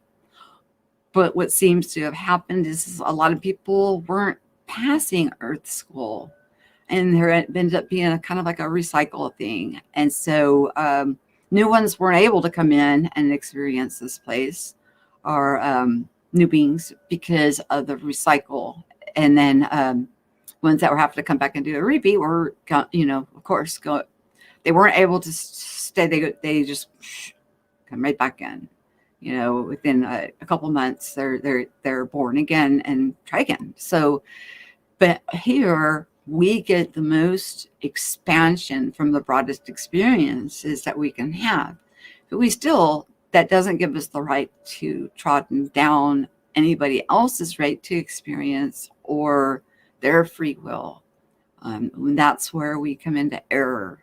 And so when like something I'm wanting to do is doing harm to another, then I need to put myself in check and say, okay, what is it that I'm wanting to do that's robbing somebody else of their experience? Do I have that right?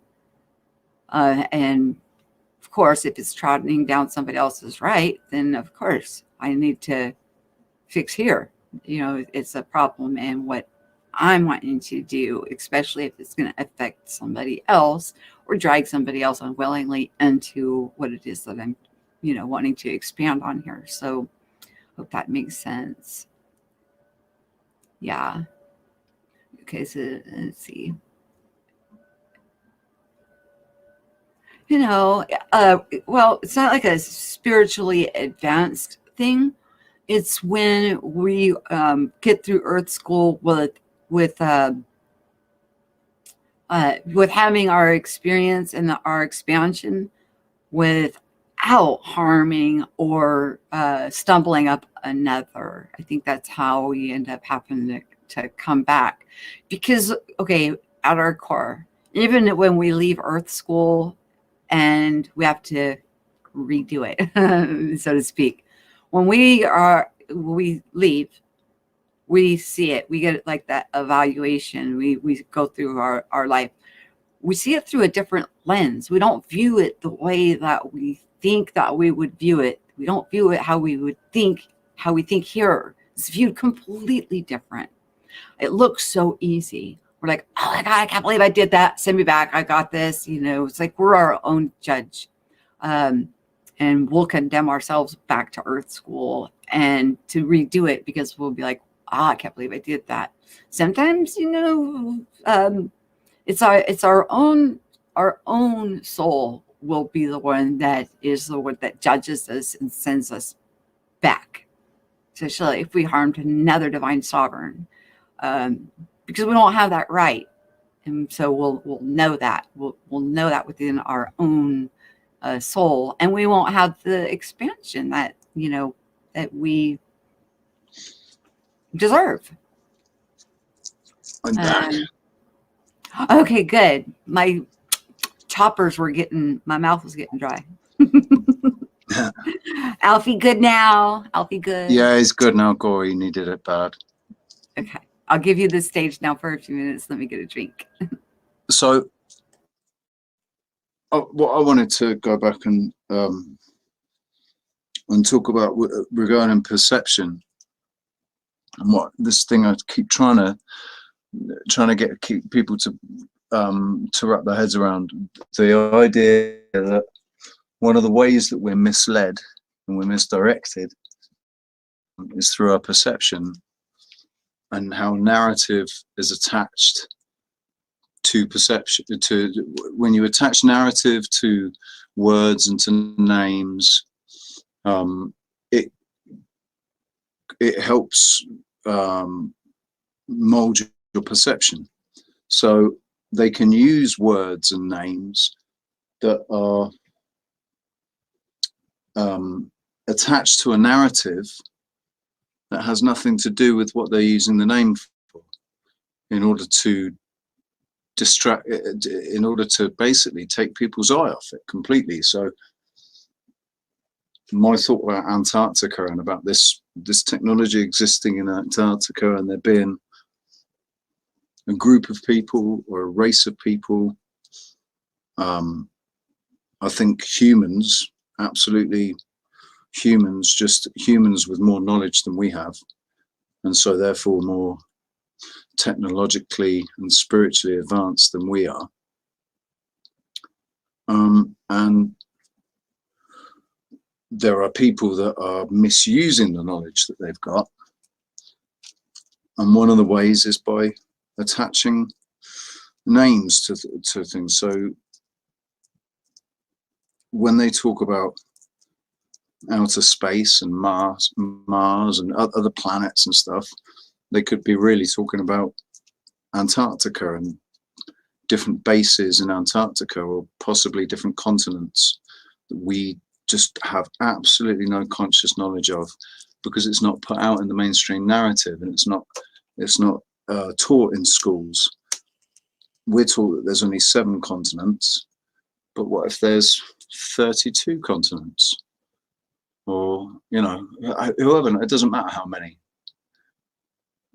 What if there's more continents than we're taught in school, and that is in the mainstream narrative? Because that would make sense of why things don't work within the model that we're given. Things like being able to see objects at distances far greater than the paradigm that we're told, the parameters of Earth, the circumference and the radius of Earth, the law of curvature and everything.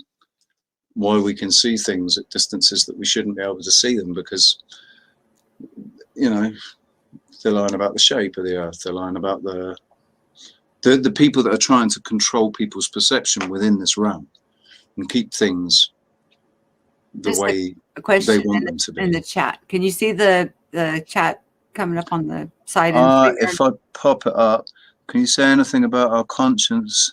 Conscience. No, just conscience and its role or function. Right. The conscience is obviously, people with a conscience are people that have morals and values and principles. And when things go against those principles or morals or values, their conscience says to them, you shouldn't be doing this. So the conscience is a benevolent aspect of your being, whether that's your soul or your spirit guide, your Jiminy Cricket spirit guide. I think it's, or it could be your higher self. I have this perception that one of the trinities is the soul, the body, and the higher self, the higher aspect of ourselves. Well, you know so what? we're just an avatar. Hang on, let me answer him real quick. You know what? If we don't program our mind or consciousness, by golly, somebody else will. Yeah. So that was very well said, sir. I do agree with you. That's absolutely true. Because that's what they're doing by trying to control the narrative, trying to desperately control the narrative and censor anything that sits outside of that narrative, because they want to control people's perception.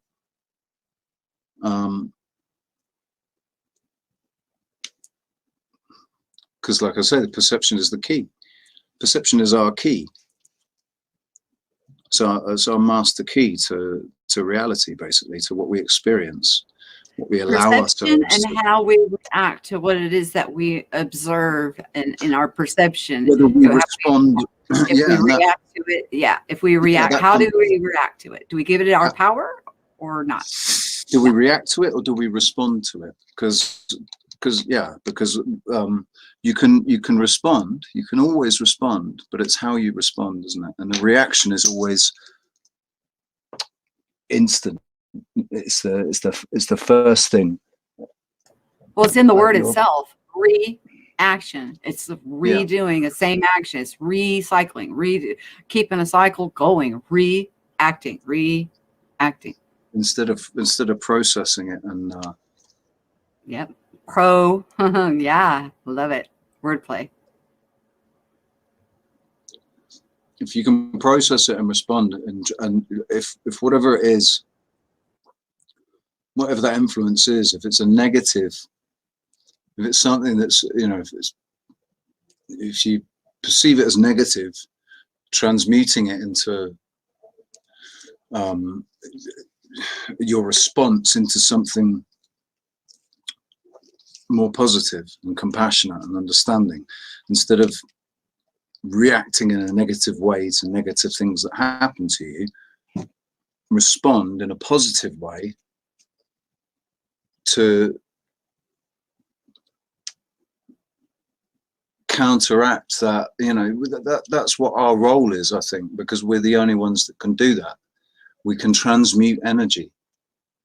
If what we're receiving is negative, we don't have to react negatively to it.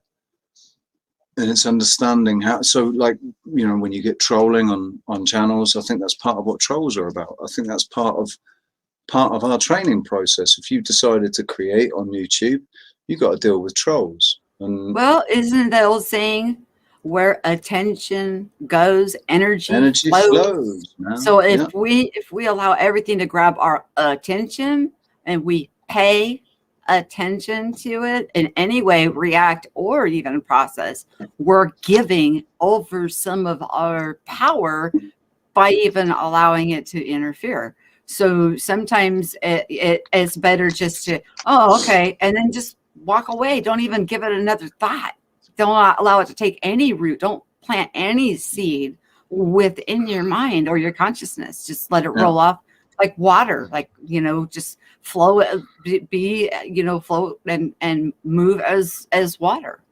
Just, I mean, the thing about water is it can gouge out rocks. I mean, it's a powerful force. It's the most powerful force. It can penetrate, given enough. Consciously aware on where I give an ear to or allow to take into my mind, my consciousness, because of if I allow it to take root, then I'm allowing it to spring and grow, and I'm not.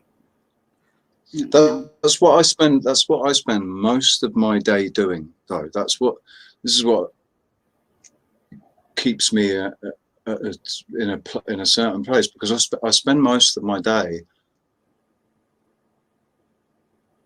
not, actually saying, no, don't go there.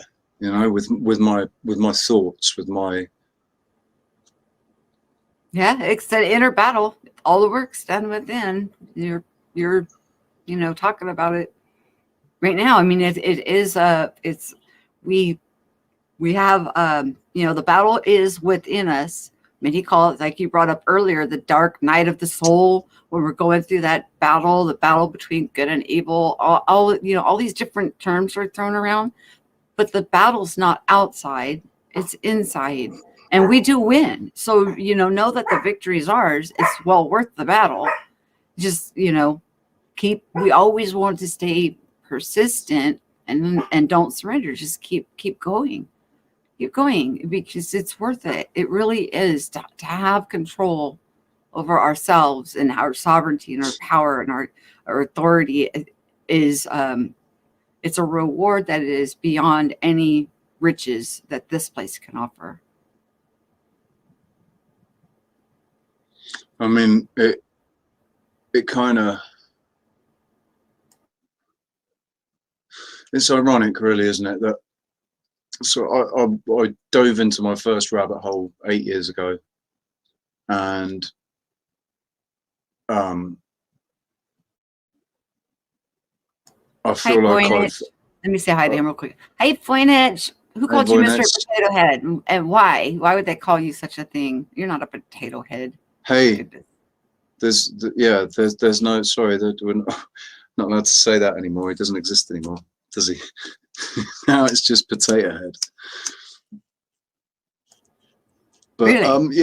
It's not Mr. Potato Head anymore.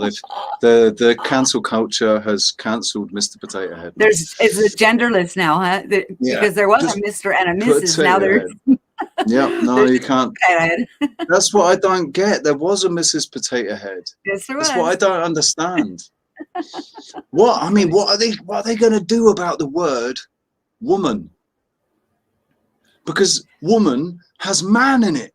I don't know. Are they just going to call themselves woo-woos? Human. We're woo-woos. Woo-woos. So human has the word man in it too. What are we gonna? What? Oh no, man. Oh man, saying it. It's bad. Oh come on, really? No, I mean, that's getting redunculous. It is getting redunculous. It is. But that's just that's what I'm saying, though. It's crazy.